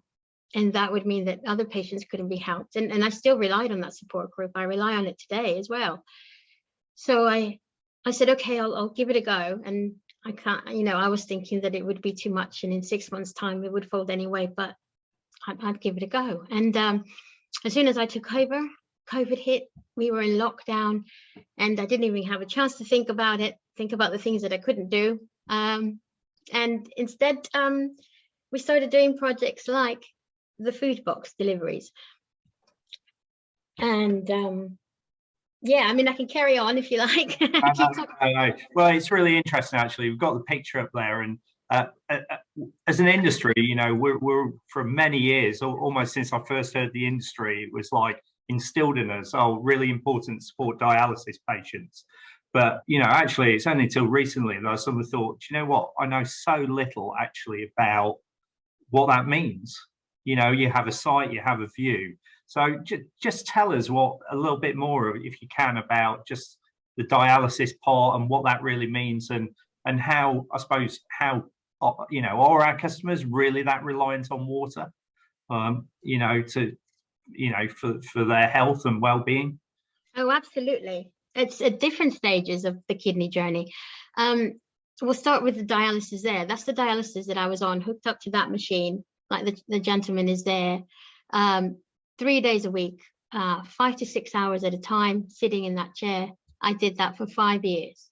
And if it hadn't been for water, I wouldn't be alive today, because we need the water to filter the machine, to run the filters that clean your blood. Your blood gets taken out of your body, gets cleaned through that machine, and it gets put back into your body. And that machine only does 10% of what your kidney actually does. So you're just existing when you're on dialysis. It's keeping you alive. And that's all you can focus on. You can't focus on anything else, just going to dialysis and going back home, going to dialysis and going back home. It takes a long time to adjust to it and to try and find the fun in it, or the fun in life in it when you're going through that. That's why the support group is very helpful. But that's not just the only reason. I've now had a transplant, and in order to keep my transplant going, I need to drink up to 3 liters of water a day, more so if I can manage it.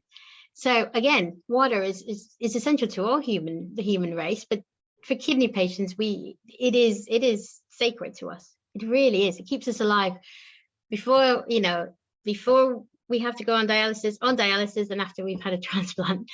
So yeah, and the patients that we have helped all have been in similar boats. They're all dialysis patients. We have there's about 4,000 patients in total. They're at different stages in the kidney journey. We have some that need to go on dialysis, some that will probably go on dialysis immediately by next year. Some have a few years left with their kidney function, but and there's about 2,000 on dialysis. Only 480 of them dialyzed in hospitals like that, like I used to do, and that's because I didn't have the support network. I was single and living on my own when I had to go on dialysis. So yeah, I mean, it's vital. Yeah. Vital is just vital water. That's really I don't think many of us could imagine having to go through that sort of situation. But obviously you joined, you sort of took over as chair just as the pandemic hit. You know, how did that hit you as a charity? And you know, what were the challenges you've been facing, Lou? Okay, well, I think that the first one was immediately, as soon as I took over and we were in lockdown, vulnerable patients had to shield, and that meant that they just couldn't leave. And a lot of the patients that were quite elderly, didn't have internet connection, didn't know how to do online shopping, were on their own, living on their own. So the government kindly gave everyone that was shielding a food parcel, a food box every week. But unfortunately, when you're on dialysis, you have to be on a very restricted diet. You can't have potassium, dairy, a lot of things that unfortunately that food box couldn't cater for them. It had a lot of things that they couldn't eat. So we noticed that patients were losing weight. And that's because they just couldn't eat a lot of the stuff that was in the food boxes. So we decided to then do a bit like, I suppose, a mini food bank, if you could call it that. And we were delivering food boxes every week to patients on dialysis, fresh stuff that they could eat. And that was also a way to make contact with them for that 10-minute on the doorstep, that they could see another human being and have an interaction with them. It was a tough time. It was a really, really tough time. I think the van was lottery funded, was it? Yes, Lou? the van. We started doing like deliveries, food boxes in our little car, which we could only fit about 7 boxes if we were lucky, and we were doing several trips a day through the space of 3 days a week.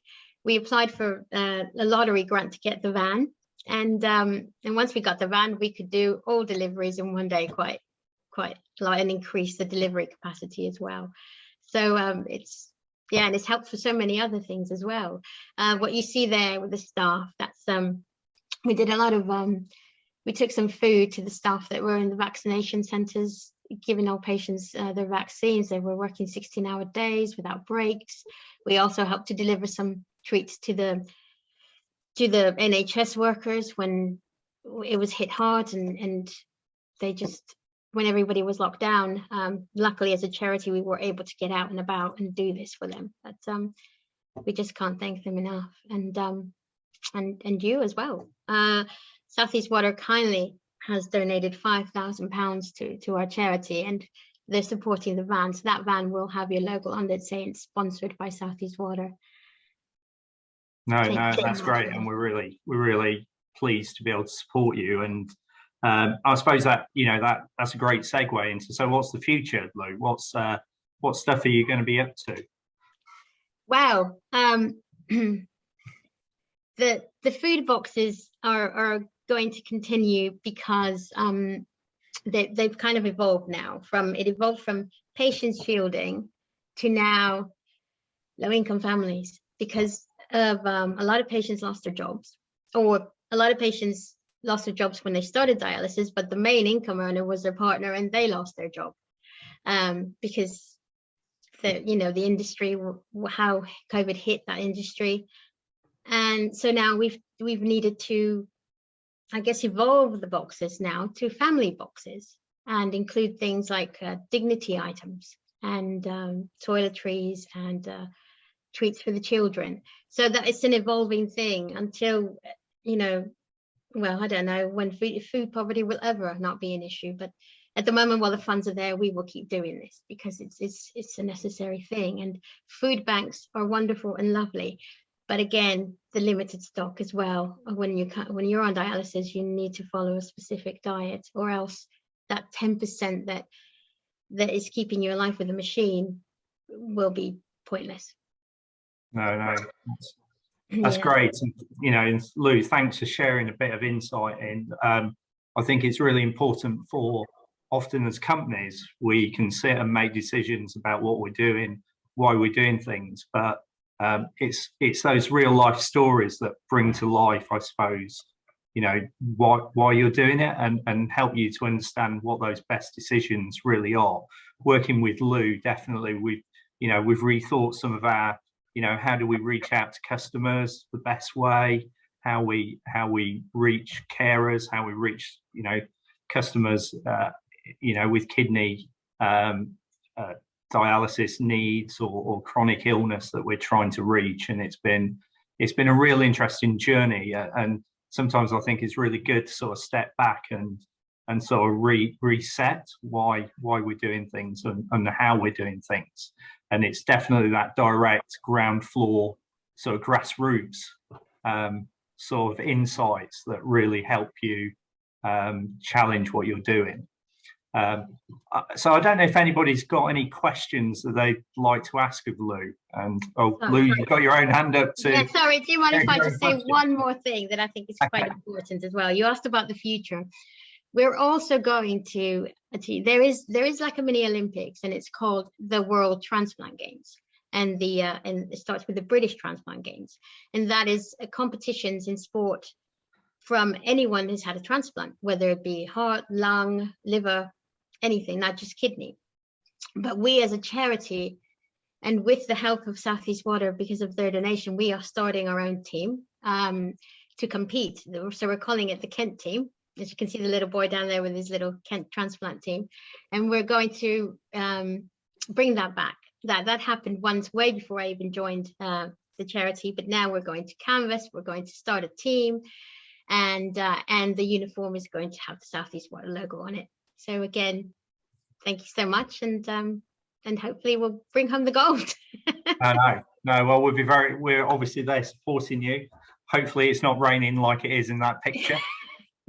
Although from a water perspective, it's always good to be raining, we always say. So no, that's great. So yeah, I suppose anybody got any questions they'd like to ask of Lou in this particular section? I suppose what we're really obviously there's other organisations around the country that do similar things to you, Lou, and I assume you'll be able to sort of give everybody a bit of signposting if they need it as to other organisations that might be in their area. There is always a kidney patient association in some area. I've worked with Wessex Kidney Patient Association before to spread the priority service register for Southeast Water, because I know that you also have some customers in Basingstoke in that area. So if anybody needs me to reach out to any kidney patient associations out there, I'll try and find a representative for you if you need to get in touch to try and do the same thing that we've been doing with Southeast Water. It's great. We have these patient events, education days, as you can see there, where we now have Sheila Bowery on board from Southeast Water. She comes now, she puts a little stand and talks about the affordability scheme and the priority service register, and the feedback has been great, because patients didn't realize that it wasn't just for them, it's also for their family members. And then the carers get involved and they said, oh, well, my sister is on low income. Could she? Yeah, she can sign up for that. So it's not just for patients anymore. It spreads. So it starts with our patients and then it spreads to the people that they know. And hopefully that helps everybody eventually. Yeah, definitely. And I think what we start to see is, you know, the meaning of community has changed, hasn't it? You know, you are effectively a community hub, not just about a region or a place or a location. You know, we're seeing that more and more as across a number of, you know, diverse groups, really. You know, so that's really positive. And just from our perspective, I think for everybody, you know, it's great what you're doing. It's great to see, you know, the support that you're giving to, you know, patients who really need that. You know, and it's not just, you know, and it's a for life thing, as you say, and that's quite interesting. So thank you very much for that, Lou. If anybody does have any questions, again, anything for Lou after, if you filter it through, we'll be happy to share your contact details with Lou and get you a conversation started.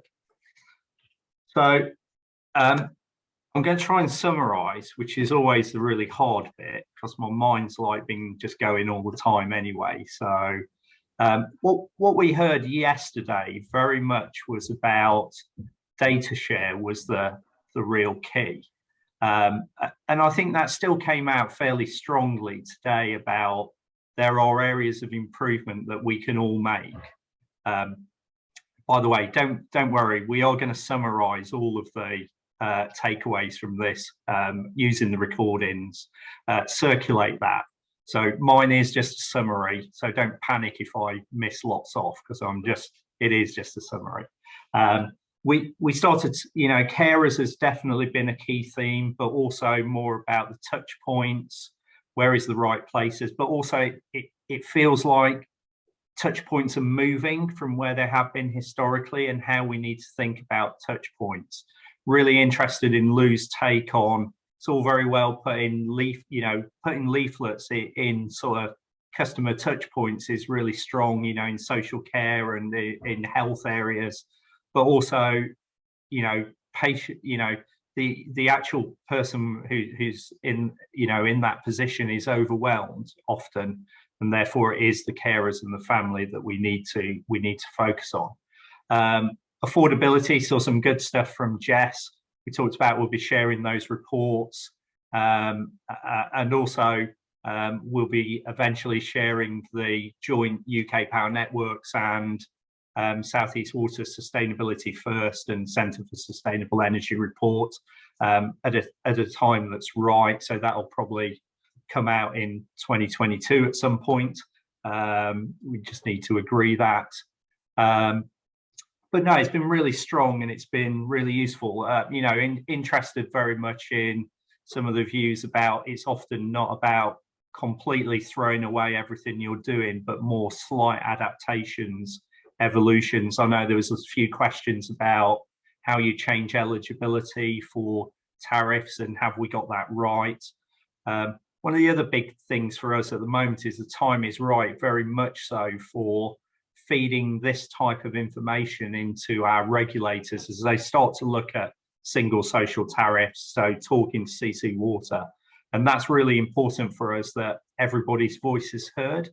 And that we open that up to really make sure that whatever that single social tariff looks like, bearing in mind, I think it's still if there is a single social tariff, I suspect I should say, but it's very much looking like that everything's been considered and we don't end up with a position that's flawed or doesn't quite work for everybody. And that's really important for us. So we'll send something out. We're going to send some material out to you over the next few days. We're just going to pull that together. Been really good session. Thank you for everybody who's got, you know, for getting involved, taking your time, that commitment. We understand what a big hit it is in terms of taking time out of your calendar. But thank you very much for that. We all very, very much appreciate that. So the final thing I have is we sort of lured you in with a hook about effectively everybody going into a poll to give away £200. Now, I'm not going to tell you where the £200 went to yesterday, but if I told you it was to do with a speaker, then that was probably give it away. And but you know, you all chose a number of different things. They're all very good charities, and we're happy to offer some support. And I'll be frank, it was just a bribe to get you here as well. And so at the moment, pretty much we've had 7. Don't know if anybody else is on the Slido wants to get in there. Oh, still 10. I don't know if Molly can give me a thumbs up, or Matt, on whether everything's in. Oh, we've still got a bit of movement going on.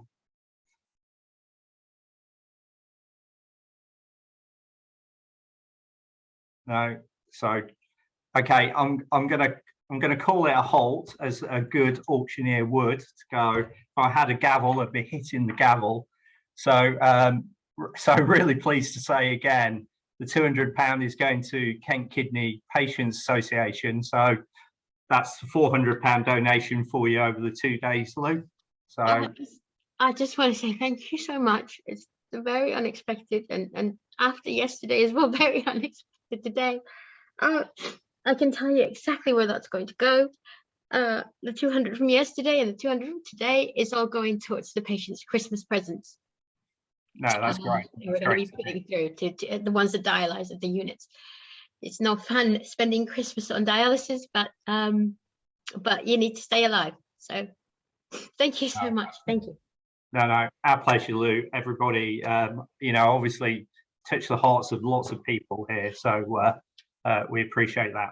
So on that note, you'll be pleased to say you no longer have to listen to me. And so I just messed up there by cancelling my screen share with a thank you. But yeah, just so thank you all for attending. I've said it, really appreciate it.